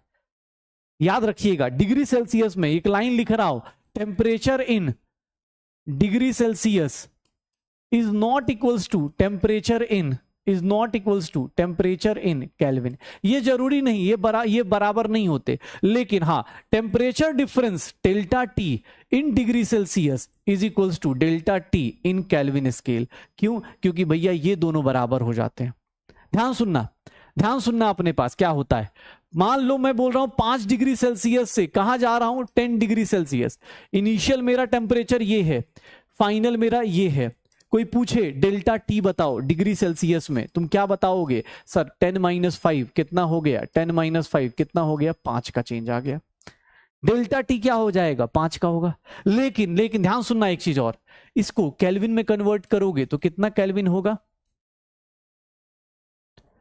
278 केल्विन से कहां जा रहा हूं मैं, 273 + 10। देखना केल्विन में टेम्परेचर अलग अलग है, ये टेम्परेचर बराबर नहीं, डिग्री सेल्सियस केल्विन में बराबर नहीं है। लेकिन डेल्टा टी यहां भी निकालोगे ना, अगर केल्विन में निकालने जाओगे तो वो पता है कितना आएगा, 283 - 278, अभी भी कितना आएगा 5 का। तो याद रखना ये लाइन याद रखिएगा, क्योंकि सॉल्यूशन चैप्टर में जब आप मेल्टिंग पॉइंट बॉइलिंग पॉइंट का डिफरेंस पढ़ेंगे तो वहां मैं ये बार बार यूज करूंगा,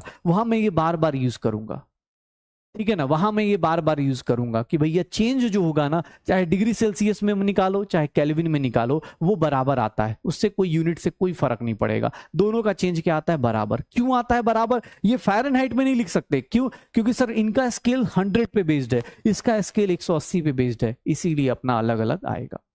पक्का हो जाएगा, श्योर हो, डन।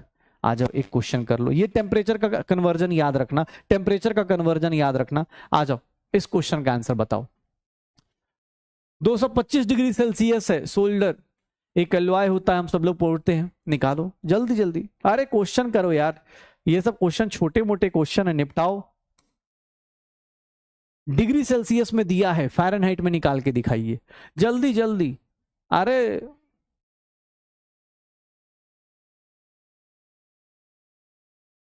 हो जाएगा।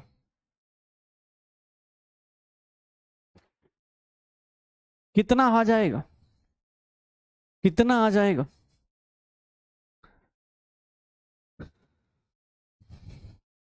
डिग्री फ़ारेनहाइट में निकालना है, फॉर्मूले में पुट करिए, 225 लिख दीजिए और प्लस क्या करिएगा 32। ये कितना हो गया 4 टाइम्स 49, यही होगा, सॉरी 45, 45 ये कितना हो गया 9 5 जा 45 और 9 4 जा 36, 437 डिग्री फ़ारेनहाइट आ जाएगा क्या? 437 डिग्री फ़ारेनहाइट आ जाएगा क्या? तो आंसर क्या आ जाएगा? C is the correct answer. Degree Celsius को फ़ारेनहाइट में कन्वर्ट करना है तो ये आंसर निकल जाएगा, ये आंसर निकल जाएगा। बहुत बढ़िया, आ जाओ, एक अच्छा क्वेश्चन आपका वेट कर रहा है, बहुत अच्छा क्वेश्चन है, ट्राई करो, निकालो क्या आंसर आएगा, क्या आंसर आएगा, क्या आंसर आएगा?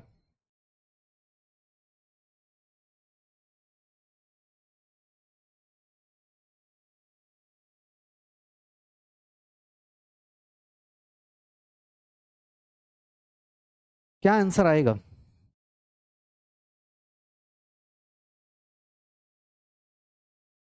इसका आंसर क्या आ जाएगा?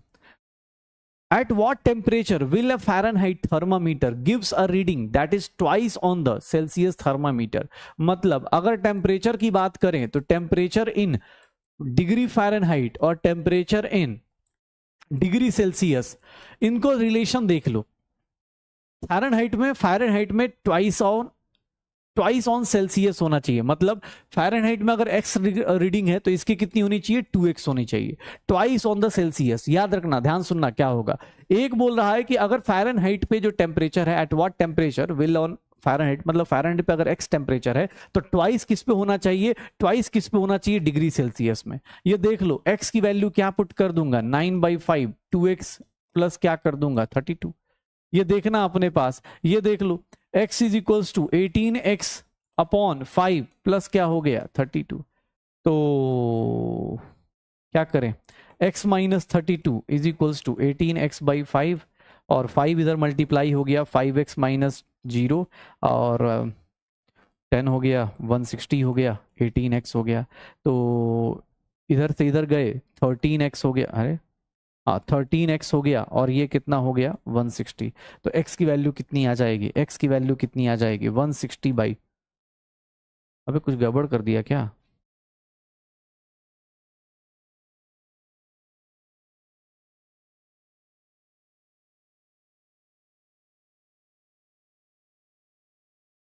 कुछ गड़बड़ कर दिया ना?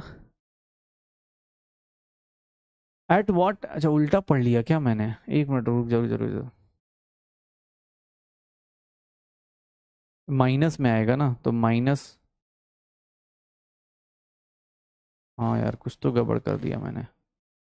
5x इसकी value degree Celsius 9/5 12/18x plus 32 minus 32 हो गया, 5 से मल्टीप्लाई किया 160 18x।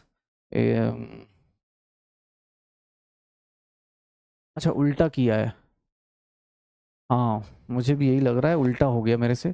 एक मिनट ध्यान सुनना, at what temperature will a Fahrenheit thermometer gives a reading that is twice on the, अच्छा सेल्सियस के हिसाब से ट्वाइस लेना था, ओके सॉरी सॉरी सॉरी, ये था मतलब सेल्सियस पे है उसका डबल होना चाहिए फ़ारेनहाइट पे। तो ये 2x is equals to 9/5 x plus, मतलब मेरे तो नेगेटिव आ गए थे, ऐसे नेगेटिव नहीं आते, मुझे पता चल गया था कि मैं गलती कर रहा हूँ। हाँ नेगेटिव तो नहीं आते, लेकिन चलो कोई नहीं, मान लेते हैं। Divide by 5, 10x is equals to 9x plus 160 और x की वैल्यू कितनी आ जाएगी 160 आ जाएगी, x की वैल्यू कितनी आ जाएगी 160 डिग्री आ जाएगी, ये आंसर आ जाएगा। हाँ ये आंसर आ जाएगा, x की वैल्यू कितनी आ जाएगी 160। अरे ठीक है भाई, पोल नहीं दिया तो क्या फर्क पड़ गया, आंसर निकाल दे, हो जाएगा। हाँ हो जाएगा। अरे गलती गलती मैंने पता कर ली थी यार, आज बद्दुआएं लग गई हैं, उफ गलती कर दी यार, नहीं बोलना चाहिए था, अगली क्लास से मैं बोलूंगा, तुम लोग मना कर देना। स्पैमर बेचारा आशिकी कर रहा था, हमने गलती कर दी उस टाइम पे, ठीक है। चलो ये देखना, ये देखना क्या होगा अगला।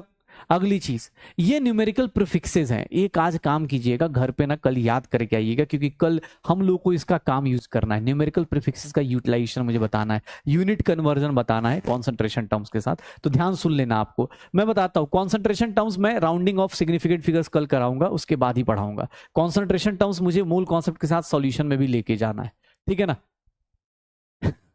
ये कुछ यूनिट्स हैं, यूनिट्स मतलब ये न्यूमेरिकल प्रीफिक्सेस हैं। एनसीईआरटी में आपको ये न्यूमेरिकल प्रीफिक्सेस दिख जाएंगे। मेरे लिए जो इंपॉर्टेंट है, जो मुझे कल से चाहिए, वो कम से कम यहां तक के न्यूमेरिकल प्रीफिक्सेस आपको पता होना चाहिए कि डेसी का मतलब क्या होता है, सेंटी का मतलब क्या होता है। सेंटी मतलब ये नहीं कि सेंटी आदमी है, डेसी मतलब देसी आदमी नहीं है, माइक्रो का मतलब ये होता है, नैनो का ये होता है, पीको का ये होता है। इसके ऊपर की जरूरत नहीं पड़ेगी हमारी लाइफ में, लेकिन हाँ फिर भी पता रहे, अच्छी बात है। ये सिंबल्स याद रखिए। आज का होमवर्क यही है, एनसीईआरटी में भी आपको मिल जाएगा डेका क्या होता है, ये सब क्या होता है। ये देख लो न्यूमेरिकल प्रीफिक्सेस में, जैसे अब हेक्टो है तो 10 की पावर 2, किलो 10 की पावर 3, मेगा 10 की पावर 6, गीगा 10 की पावर 9, 10 की पावर 12। कल पढ़ के आइएगा, ये याद करके आइएगा। आज ही होमवर्क दे रहा हूं, कल ये याद करके आइएगा। टेरा तक, यहां तक याद कर लीजिएगा, ज्यादा लगे पेटा तक याद कर लीजिएगा, हो जाएगा हमारा काम पक्का। बस आज के लिए इतना काफी है। होमवर्क आपके लिए यही है कि आप न्यूमेरिकल प्रीफिक्सेस करेंगे, एनसीईआरटी की रीडिंग करेंगे। एनसीईआरटी जो पेज नंबर है, ध्यान सुनिएगा, एक तो डीपीपी अटेम्प्ट करना है, डीपीपी तो करना ही करना है। एनसीईआरटी की रीडिंग स्टार्ट कर दीजिए, एनसीईआरटी रीड कर सकते हैं आप लोग। मैं एक बार बता भी देता हूं एनसीईआरटी का पेज नंबर। एनसीईआरटी यार पेज नंबर